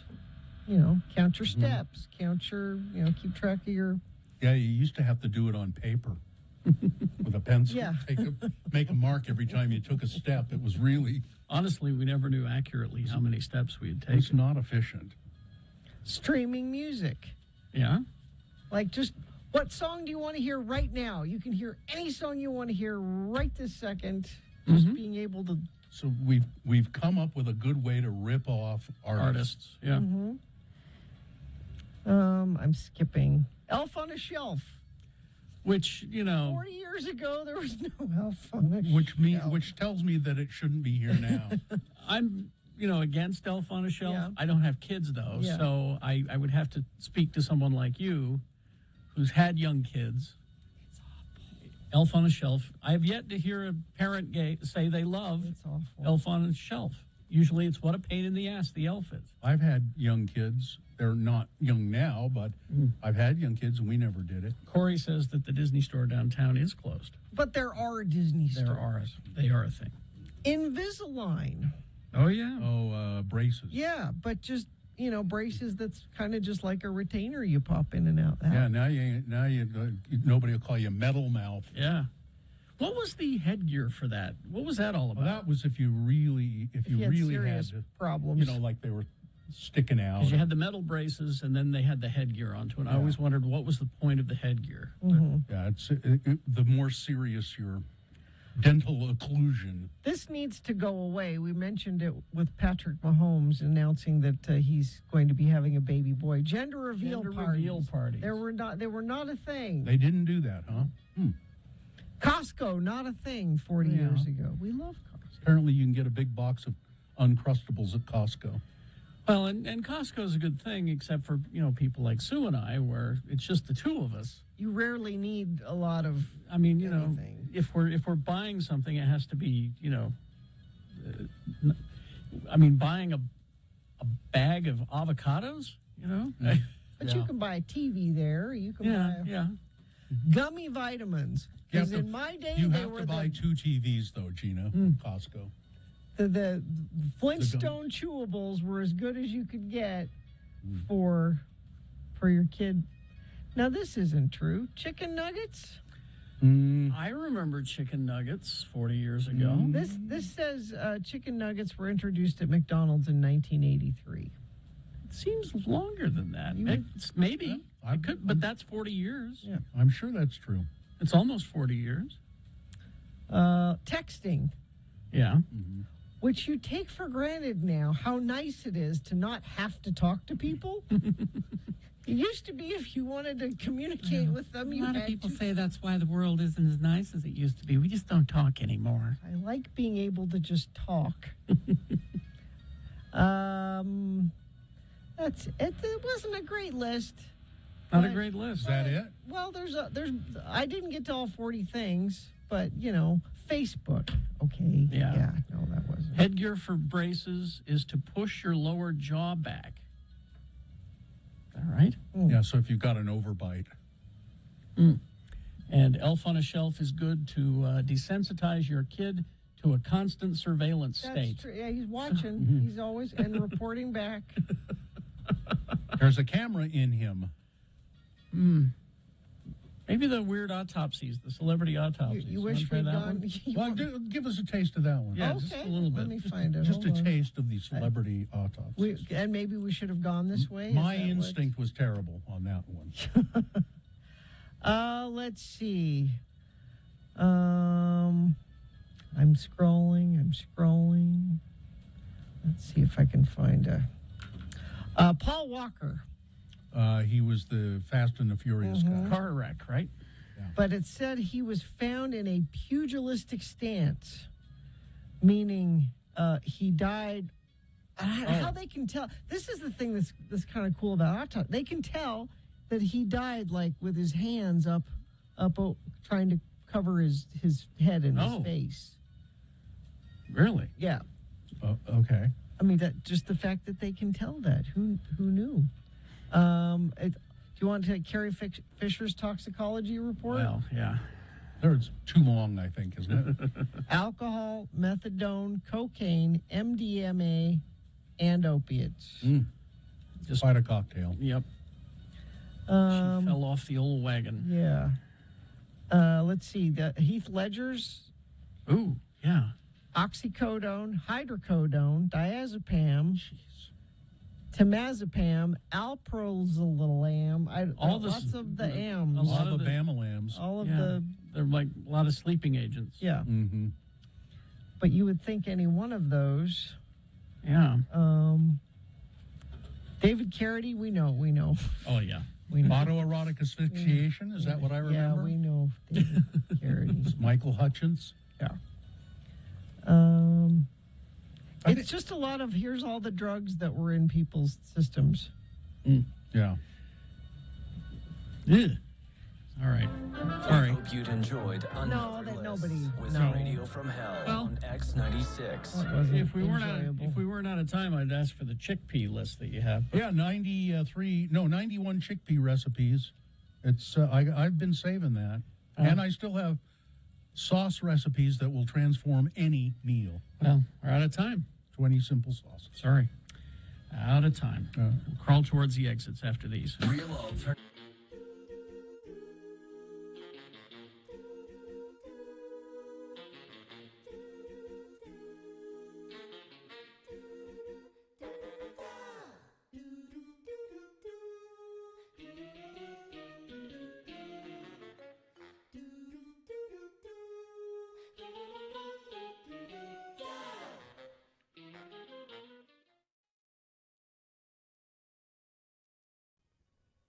So my daughter yesterday came downstairs and she said, I took a personality test and I am the rarest personality type in the world. Which is what? Well, there's this test called the Myers-Briggs test. I'm taking this test right now. You Yeah, send it to us. I'm doing it now. I'm too. trying to take it while you're talking, so go ahead. And I think one of her classes at school, this was an exercise they were doing like in health class or something, but she was quite proud of the fact that she was the rarest personality type in the world, which is there's a bunch of different kinds. There's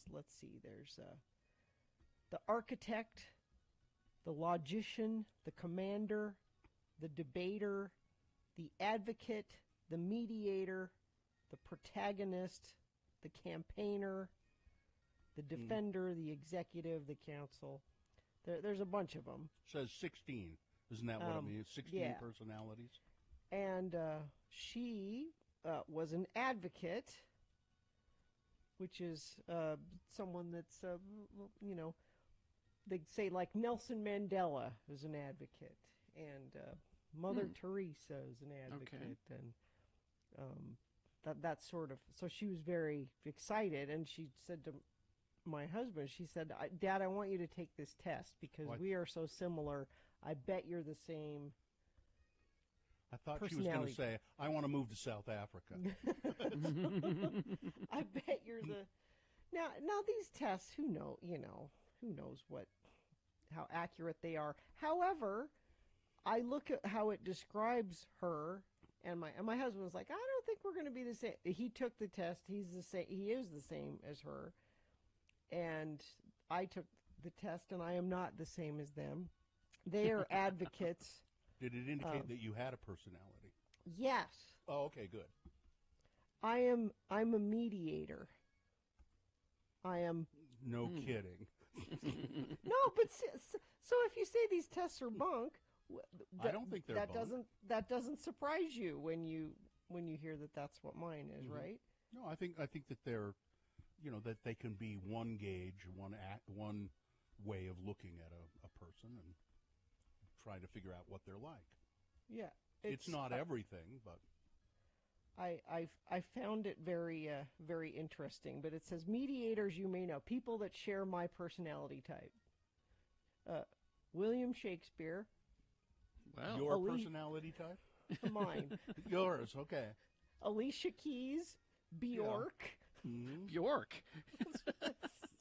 Tom Hiddleston. I don't know why. Tom Hiddleston is Yeah, there? I don't know why. Okay. But the last one they say, mediators you may know, famous people that share your personality type. Julia Roberts. Julia Roberts. So this I is wish why you'd I sent want you this- guys to take I the wish you test, would so- sent this early enough. We could. Yeah, this is taking a while, I'm actually. trying to get through it here, and I can't. I'm not going to be able to get through it I think there's like 30 questions. Maybe you guys can take it, and we've got time before the end of the show. We can revisit it. Okay, I'm going to stop taking it right now because I can't focus on. Can you focus on two things at once? Is that a disagree? question? Yeah, Yeah. I disagree. You have got detailed education or career development plans stretching several years into the future. Well, hell no. You rarely dwell on your regrets. No, I dwell on my regrets constantly, so Do that you would really? be disagree? All right, okay. You become bored or lose interest when the discussion gets highly. What are we talking about? Huh? Yeah. Okay, well, you guys keep taking this during the commercials, and then maybe we have some space later in the show, I think, where we can get your results.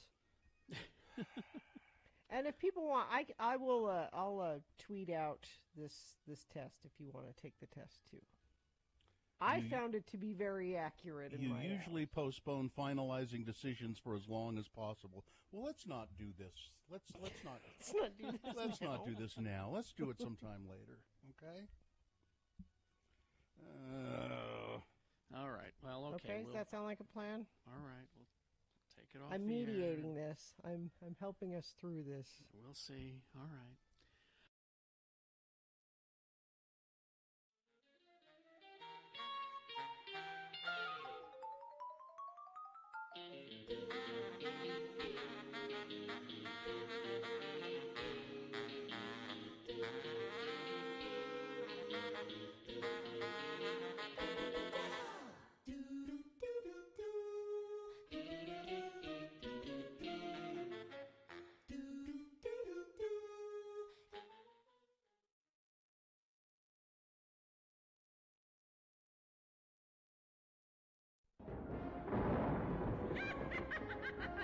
Hello, kiddies. It's me, your old friend, the bookkeeper. I'm here to help you with your taxes. Today, we're going to hear a tale from the old ledger which should simplify on how to fill out those pesky forms. Pay close attention now, so you won't have to pay even more later.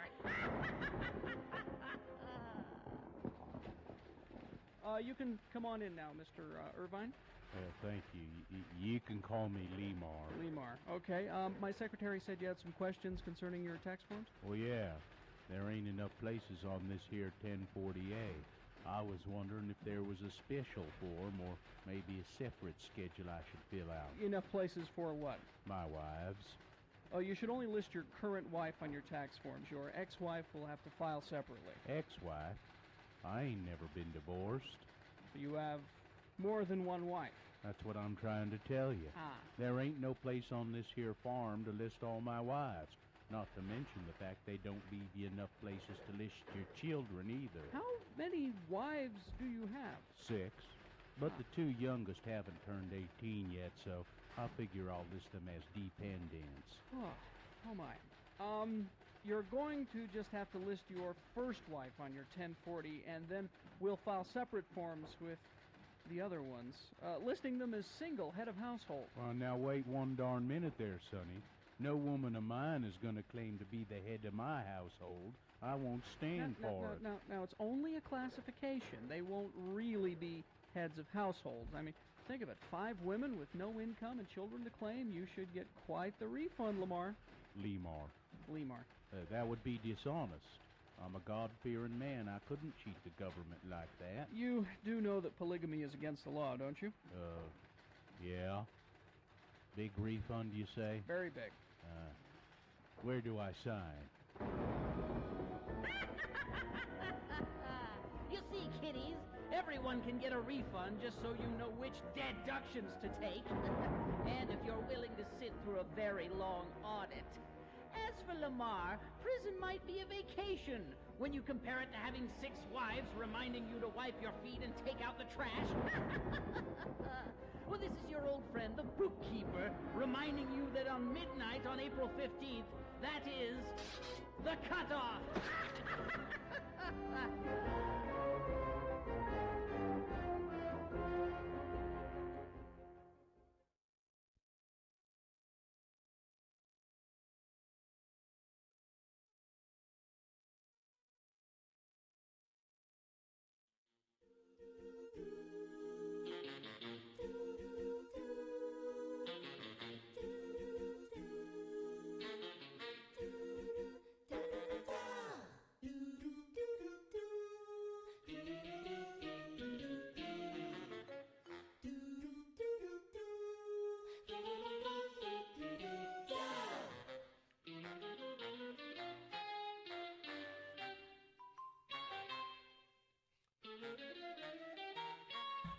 On this day, in 1989, the B-52s released their 5th studio album, Cosmic Thing, featuring the songs you've heard a million times, and this one. I'm glad you picked a different one.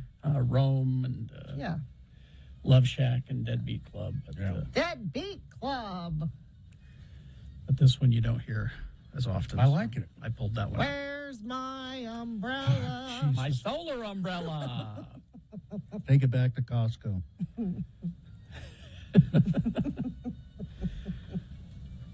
Here we are with the 3 things you really ought to know this hour. I'm Kerry Jackson. What in the news of Rudolph Giuliani's caught on videotape lie about being assaulted, it is clear now that Mike Lindell is the only source for true news info about elections. I'm Bill Allred. Experts have determined that there are 20 simple sauces that will transform any meal. Coming up, we reveal one of those sauces. I'm Gina Barberi. Frank Hayes in 1923 won the Belmont race. There's a slight problem, though. He had a heart attack on the horse in the middle of the race and was dead as he crossed the finish line. So coming up, we look back at something in the... Wait a minute. Why coming up? It's the 3 things you really ought to know. Oh, well, you just should know that. And that's past history. You just should know that. This hour. I don't care.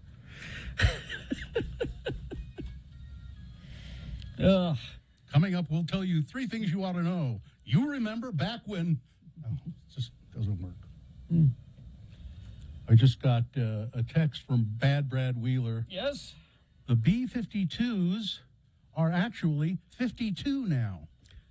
The band is... The band is 52 years old, has been in existence. Now, there's something you ought to know. 52. A great white shark who attacked a California man last week might be one of the largest in the ocean. Did you see that? There was video in the news this morning. It's one of the news feeds I was looking at. A woman, a scuba diver, surrounded by sharks, and she's petting them like dogs. What kind of sharks were they? The kind Dog that bite the hell out of you. Oh, okay. They were... Well, this one... Sharks that'll eat you. 62-year-old Steve Bremer was bitten while swimming near Lovers Point Beach in Pacific Grove. Was rescued, currently hospitalized in stable condition. Based on the size of his bite marks, the radius, Mr. Hooper. Yeah. The shark is estimated to be up to 20 feet long. Wow. Which would make it an exceptionally large creature. Most great whites range from 11 to 16 feet long, while only the largest reach 20 feet. That's a 20-footer, 25. 2 tons on him. These sharks that were swimming around this woman, and they were pretty big. The one thing I noticed about sharks have dead eyes. Well, yeah. Dead eyes. They're just doll's eyes. They're just glass eyes. But and they bite you, and their eyes roll over. They come over and one of them put his head on her knee, and she was petting it. They seem to enjoy it. Maybe she's a shark whisperer. Could be. Well, I think so.